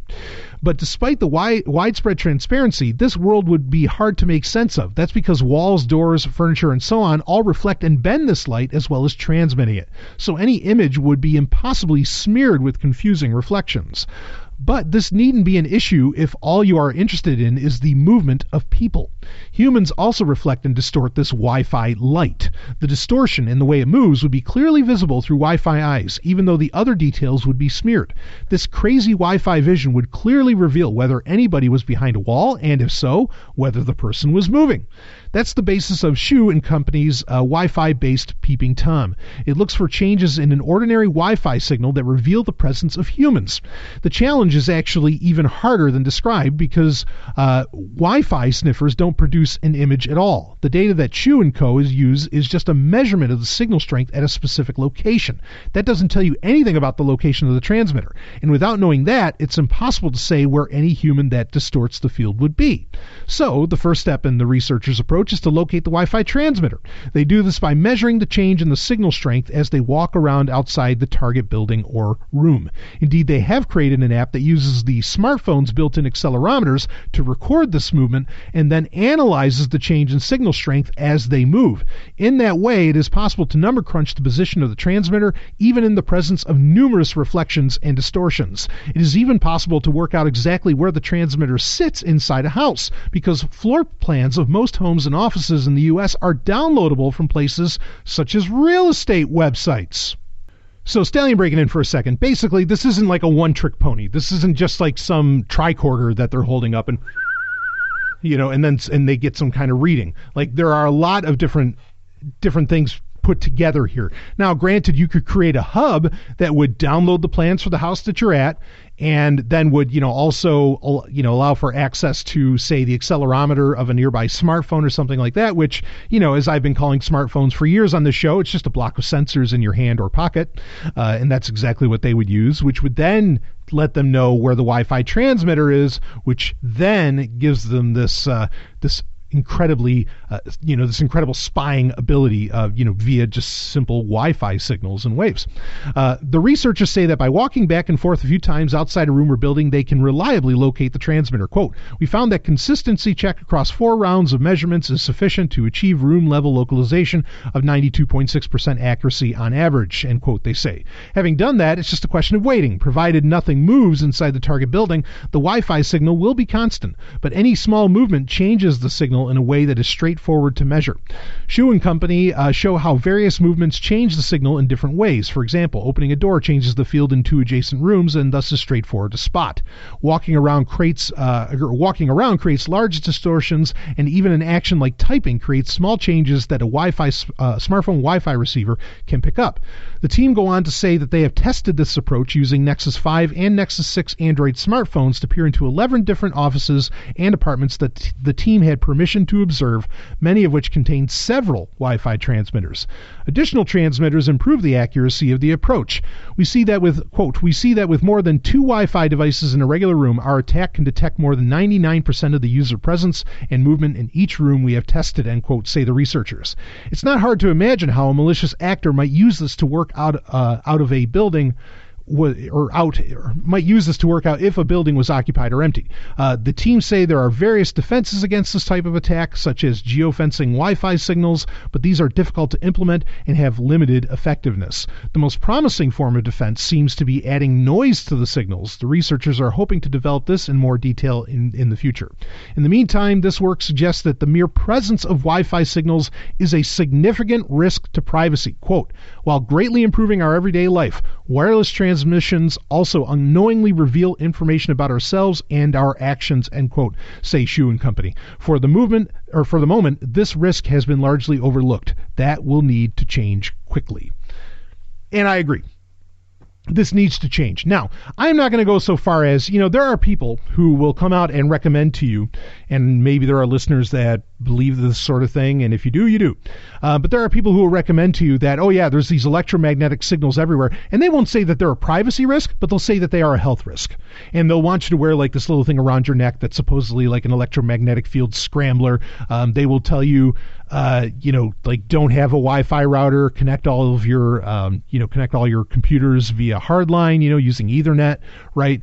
And they'll say do all that because, all these Wi-Fi signals will fuck with your sleep, blah, blah, blah. I mean, there's a lot of genuine health concerns or not genuine. There are a lot of concerted, I should say, because whether or not they're true that's still up to debate for a lot of people. There are a lot of concerted efforts to warn about health concerns around Wi-Fi signals. There have not been to date any concerns about about them being a privacy issue. But now it's very clear that yes, they are. Now, I am not here, again, like I was just going to say, I'm not here to tell you, okay, connect everything through Ethernet, turn off your smart, blah, blah, blah. No, I'm not going to tell you to do that. Okay, that's all up to personal taste on how you're going to go about that. Now, geofencing Wi-Fi signals, that's like putting chain link fence, in your walls, okay, to keep those Wi-Fi signals from being, readable in the way that this, Shu and Co, we're talking about doing. Okay, most people aren't going to do that. You're going to have to rebuild like most buildings, to do so. And honestly, I think the NSA would probably get some kind of legislation passed to keep you from doing that anyway. Okay, so that's kind of out of the picture. Now, putting in some kind of random noise into, any Wi-Fi transmitter, your Wi-Fi router, etc., that would keep this from becoming a thing, that's a solution. That's one that can happen. I don't know, I don't know how, if I was D-Link, who doesn't appear to give a rat's ass about security in a real way, or ASUS, or, Linksys, or whatever, how many of them are really going to give a goddamn shit, about this? Because they're going to say, well, if you're being targeted using this, you deserve it. I mean, that's probably what most tech companies are going to think. Unless it's something really simple to implement, this ability to put in noise that reduces the effectiveness of, tracking you via, moving Wi-Fi signals, right?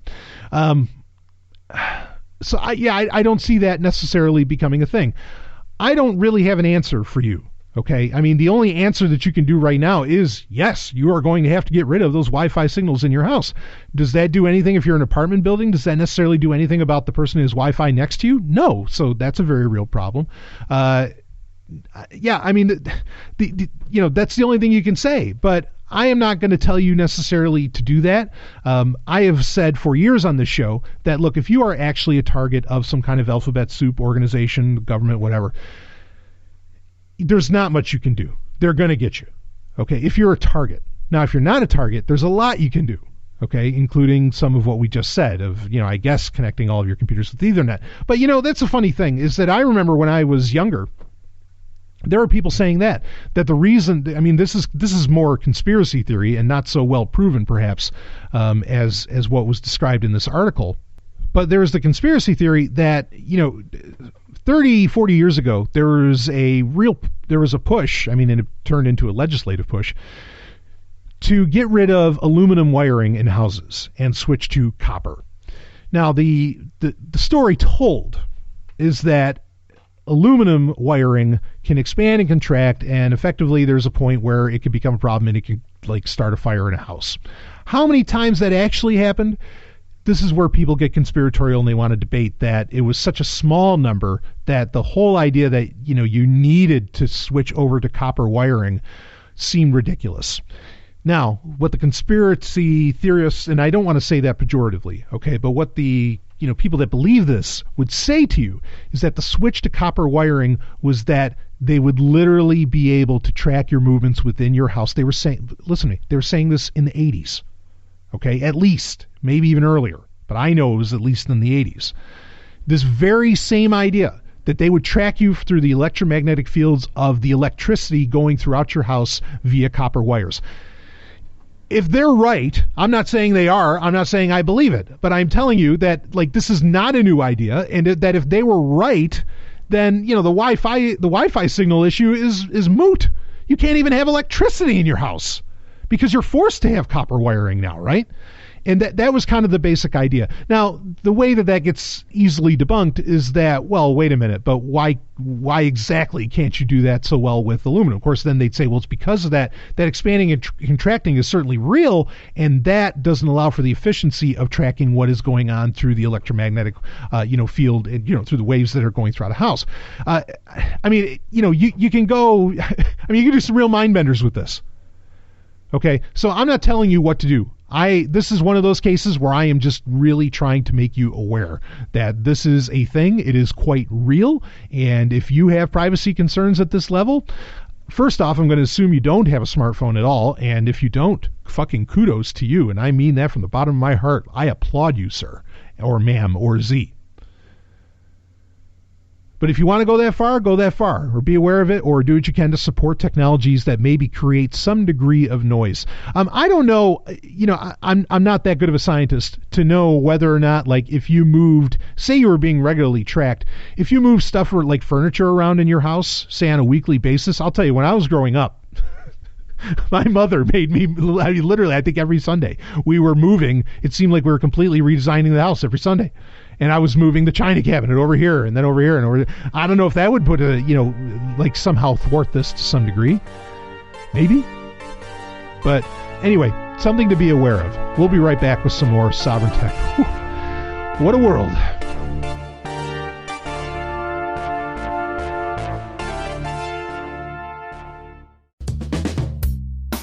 Time now for 90 Seconds on Sex with Dr. Paul. Jezebel.com recently had an article about how much more it costs to have a vagina than a penis. Well, first of all, there's period gear. An average woman will have about 500 periods in her lifetime, and she'll pay $120 to $160 a year for pads and tampons, not to mention the extra time that's involved. A lot of women will be paying from $120 to $1,000 a year or more for birth control, and add up to $500 a year for gynecological exams and the occasional yeast or urinary tract infection. Occasionally, even the best methods of birth control will fail. This means a woman would have to set aside between $400 and $1,000 if she needs an abortion, and way, way more if she decides to have a child. Pubic hair removal will cost $315 a year if a woman gets waxed only 9 times. Haircuts cost more for women, and most women need way more hair care products than men. Now, if a woman has her nails done, that's an extra $40 every 2 weeks, or $1,000 or more a year. Now, makeup is not cheap, and unless a guy is a serious clothes horse, the average woman will pay way more for clothes each year than he will. And he doesn't have to buy bras or pantyhose. For more, visit 90secondsonsex.com. Wildcard. It is time for Wildcard, where I can talk about whatever the hell I want to talk about. Based on the time we have left in this episode, we might not get into the climax, but I'll make it up to you next time around. So anyway, this is from Fast Company. This is interesting. This gets to a subject that we've brought up many times, and that is, how do we get necessarily to a passwordless future? In fact, on the October live Patreon-only Q&A hangout, where you get to interact with me live, there's full video, it's a great time. People love it. there was a question asking about, do we ever get past passwords? When does Steve Gibson's Squirrel, that's SQRL technology, get released and come out? Or does it even get implemented and so on? And we talked about that there. Squirrel is certainly a technology that I'm very excited about, and I really think is on its way. Like, it's coming out very, very soon. I wouldn't be surprised if next week suddenly there's the announcement, okay, everybody can start using Squirrel, or maybe it's a 2019 thing that Steve Gibson's going to be involved in. But anyway, I thought that this solution was interesting, and I'm going to describe it to you. We're going to read about it, we're going to talk about it, and we'll break it down and whether or not this is actually a good idea. And this story is from Fast Company, and it's The Future of Passwords, Your Brain. This is from October 26, 2018. And the subheader here is, forget guest, forget two-factor. Soon, all you need is your unique brainwaves. Your brain, reading the story, your brain is an exhaustible source of secure passwords, but you might not have to remember anything. Passwords and pins with letters and numbers are relatively easily hacked, hard to remember, and generally insecure.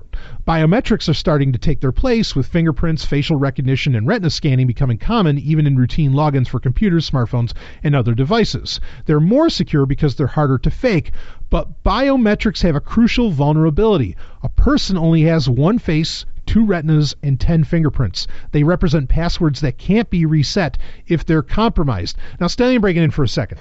This is a great point to bring up, that in all of the years that I have knocked biometrics, because I think biometrics are inherently insecure, they're easier to use than passwords, but I don't necessarily think that they're more secure. There's an argument to be made that because they're easier to implement, they're more used, and thus they create more security by default. And I understand that argument, but biometrics themselves, no. Okay, not biometrics as we understand them anyway, like facial recognition, fingerprint, and so on. They are easily faked.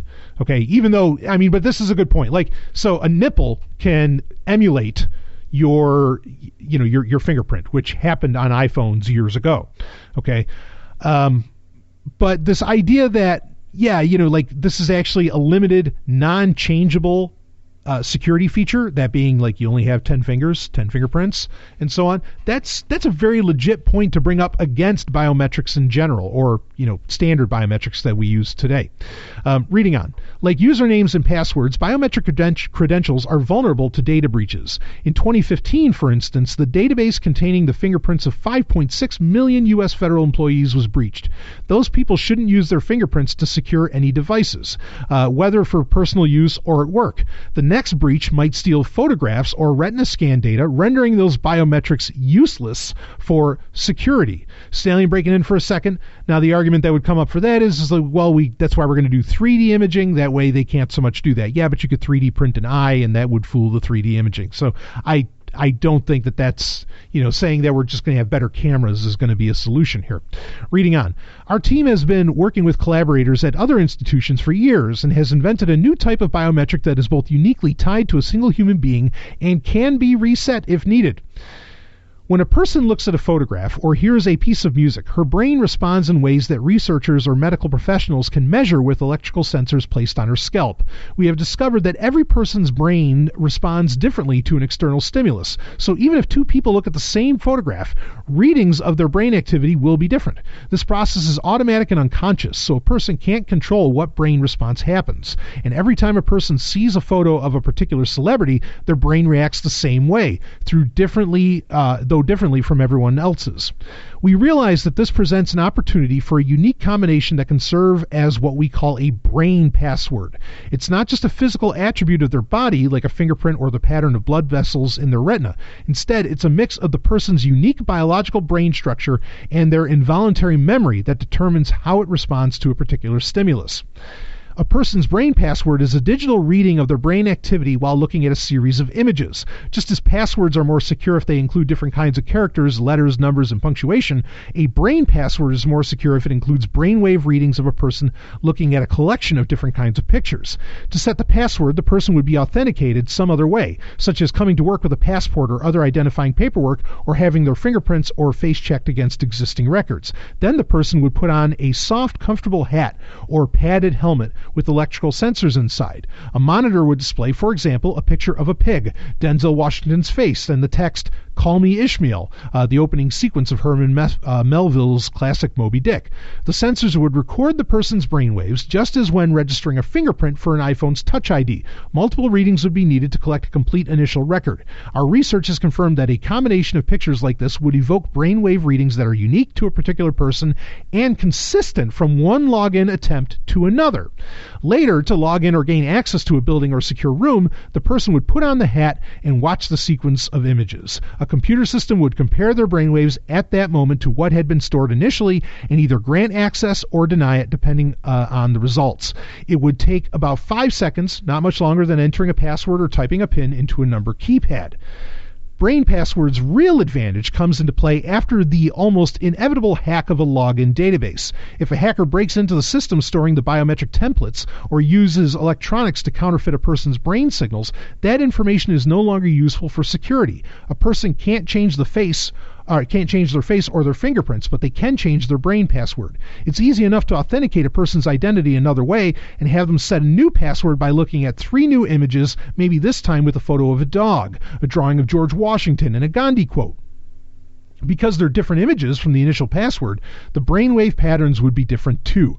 Our research has found that the new brain password would be very hard for attackers to figure out, even if they tried to use the old brainwave readings as an aid.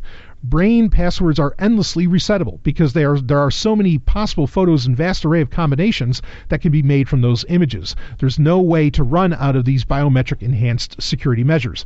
Now, Stallion breaking in on a couple things. First off, you would have to be told that you need to change your brainwave password, right? And that's the thing, is that we know over and over again, after so many of these data leaks that we've dealt with over the past just, few months, that they actually, when we finally get told about it, these password the potential leak of your data and maybe passwords and other things happened maybe even months in the past or maybe even years in the past. In the case of, like, say, Yahoo Mail and so on, you'd have to know to even need to change your password. So there's problem one, okay? And that ultimately stems from not so much that the password is insecure, but it stems from you're not actually in control of your data and you're not in constant, you're not constantly watchful over your data. That's being handled by someone else somewhere far away.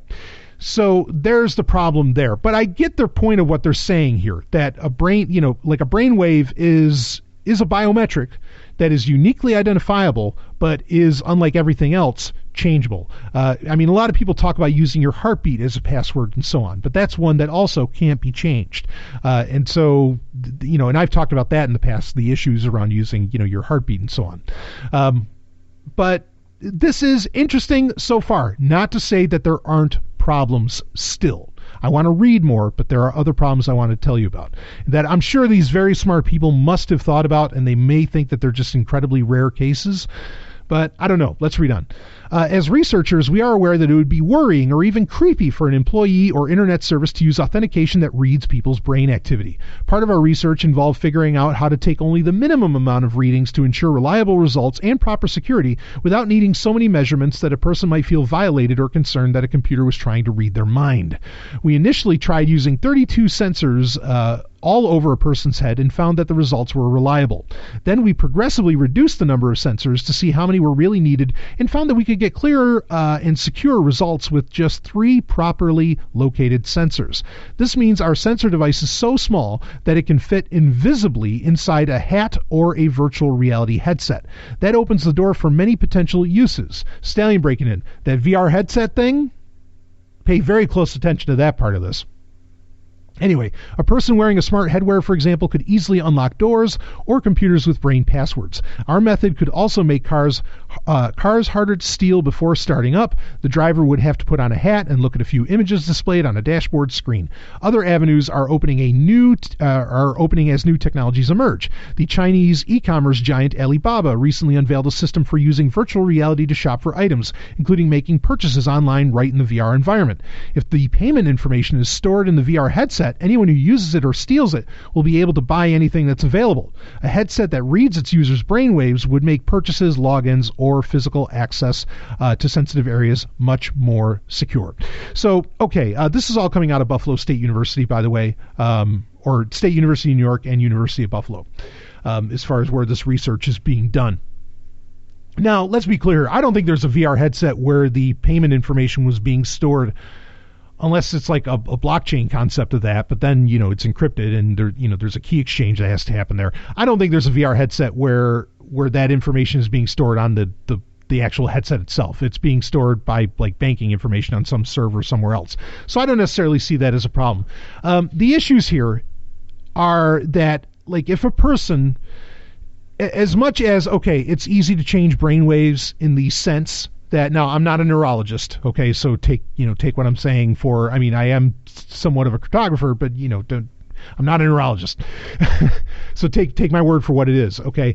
While it can be easy to change a password, and brainwaves are uniquely identifiable to a person, there are a multitude, some of which don't require severe or levels of severity, I'll say.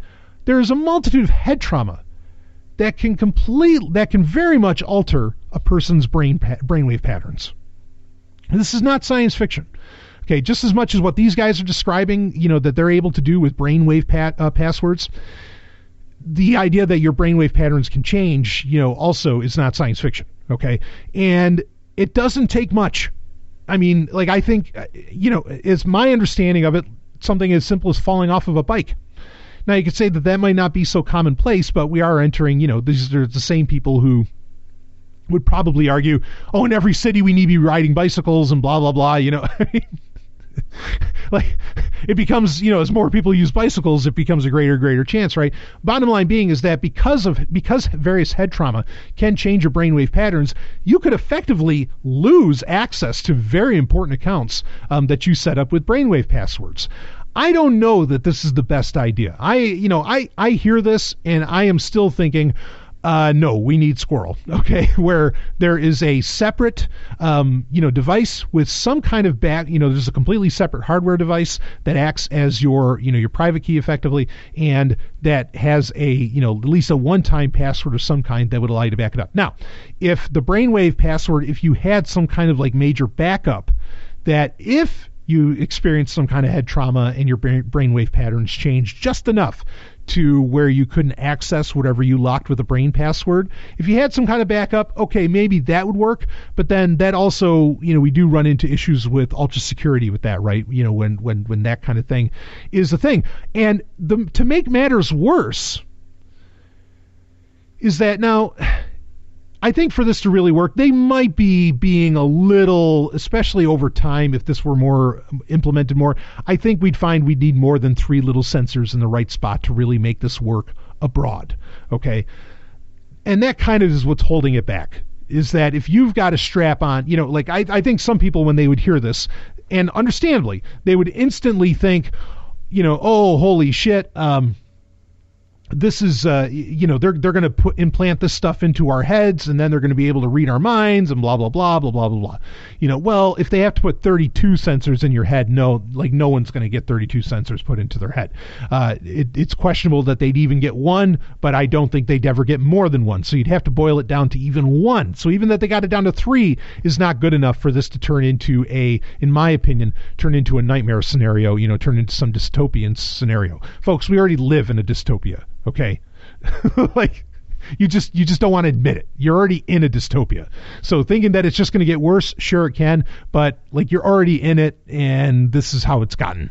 So anyway, my point being is that people aren't going to get 3 sensors injected into their heads. It's just not going to happen. And I also think that really they need significantly more. Now, if they wanted to do significantly more, because if you're going to have to put a hat on, why bother with just 3 sensors? Put a bunch of them on there. Not that we can necessarily read people's minds, but I would get concerned that we could potentially get to the level where your backup password in some form or fashion might be able to get picked up by the wrong, by the, I don't know, some malicious implementation of the, headdress or, the hat or whatever that you wear, or the device that you wear that allows you to put in your brainwave pattern. So, because at some point you'll have to have seen what your backup password is, or if you haven't seen it, you're trusting somebody else, and then you're trusting somebody else, and then, like, what's the fucking point to all of this? You don't actually have control of your actual security. So this is an interesting idea. I could see where it could have its place, but overall, I feel like, well, there's too many points where you don't have control.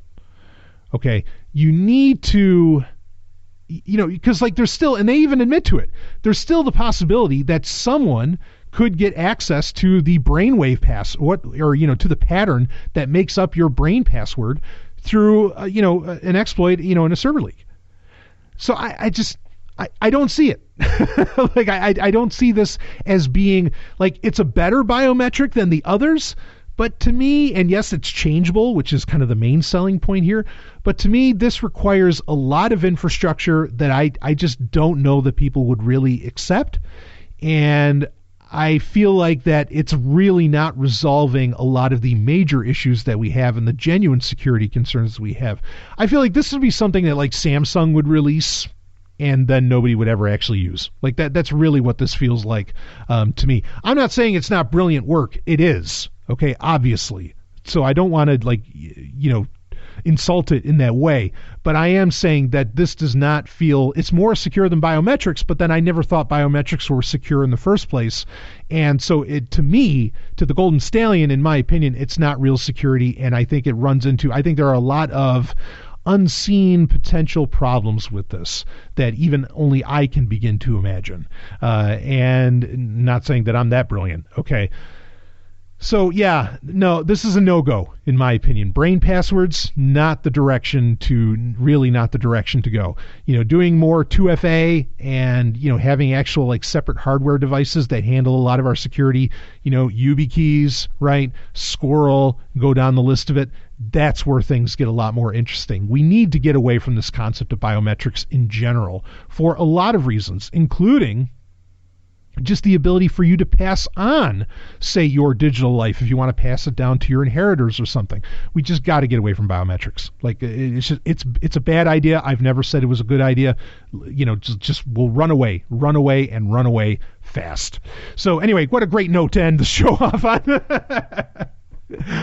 Of course, more Sovryn Tech to come out throughout the. I don't want to let any cats out of the bag.